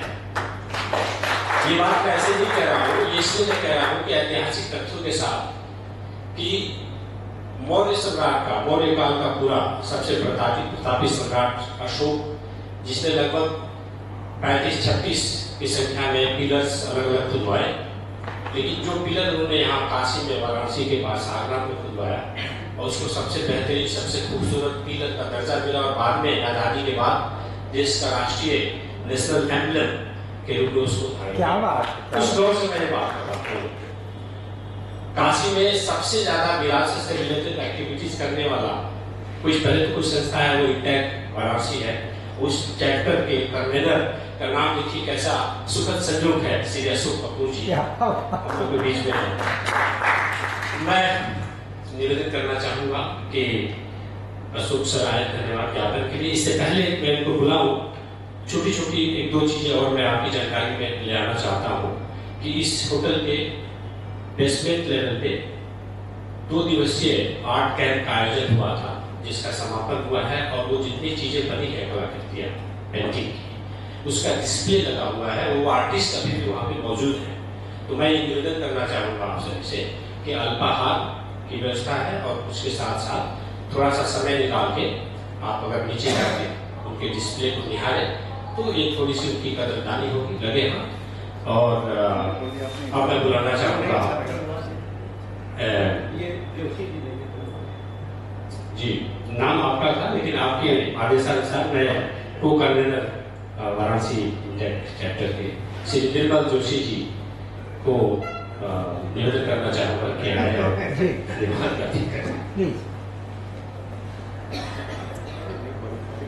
Thank you so much.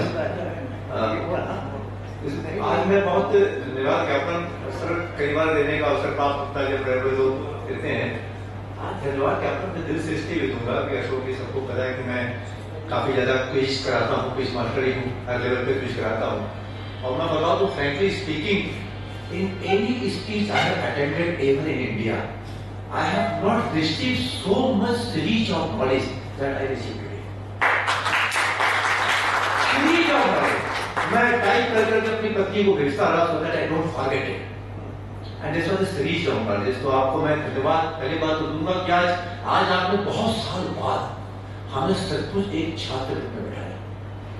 मेरे ख्याल से ज्यादातर लोग छात्र थे यहाँ पे, क्योंकि ऐसी जानकारी and that was all with evidence. आपका एक डायलॉग मैं नहीं भूलूंगा sir, thank you for that, कि हिस्ट्री तभी वैल्यूबल होती है जब उसका कोई एविडेंस हो, सिर्फ कहते बात नहीं। आपने सारी हिस्ट्री बताई with evidence. This is one of the most powerful thing to express that you are saying whatever you are saying it with evidence। तो ये एविडेंस बल्कि मुझे लगता है कि सभागार में कई लोग होंगे जो आपकी पुस्तक की ओर आकर्षित हो जाएंगे, क्योंकि वो पुस्तक नहीं होगी, ज्ञान का भंडार हुआ हो। ये मैं जानता हूँ। बहुत बहुत धन्यवाद आप सबका भी कि आप सबने, मैं देखा था कि कोई भी व्यक्ति, कुछ मुझे आहट भी नहीं आ रही थी कि कहीं कोई कुछ कर रहा है। सारे के सारे लोग पूरे ध्यान से सुन रहे थे। You are one of the finest listener in Varanasi. आपके पास बहुत ही बढ़िया लिसनर थे, सब ग्रेट लोग हैं। तालियां आपके लिए है। और ग्रेट पीपल और हमें लर्नेड पीपल और सबने सुना। मैं डायमंड होटल के जो हमारे अपने हैं उनको मैं पूरे प्रबंधन को धन्यवाद देता हूँ कि इतना अच्छा अरेंज किया, सब लोग हैं, सबको धन्यवाद देता हूँ कितनी अच्छी व्यवस्था की है और हमेशा हमारे प्रति इंटेक के प्रति ज्यादा उदार रहते हैं। और अशोक जी को धन्यवाद, दूसरे वाले अशोक जी अशोक कपूर जी धन्यवाद इसलिए दूंगा, उनके माध्यम से ही ये सब चीजें हमें प्राप्त होती हैं। बात उसकी नहीं है कि आप कितने कौन आया। अशोक कपूर जी वो माध्यम होते हैं जिसके द्वारा हम लोग को ये सब चीजें मिलती हैं, मौका मिलता है। वो खुद दूसरा काम करते हैं, हमें मौका देते हैं संगीत को एंजॉय करने का, ज्ञान को प्राप्त करने का। तो अशोक कपूर जी को एक विशेष धन्यवाद कि आपने इनसे मिलाया। And all my colleagues and all my intact friends audience, thank you so much for spending your valuable time here. Thank you so much. Snacks के लिए आप सबका आमंत्रित, धन्यवाद।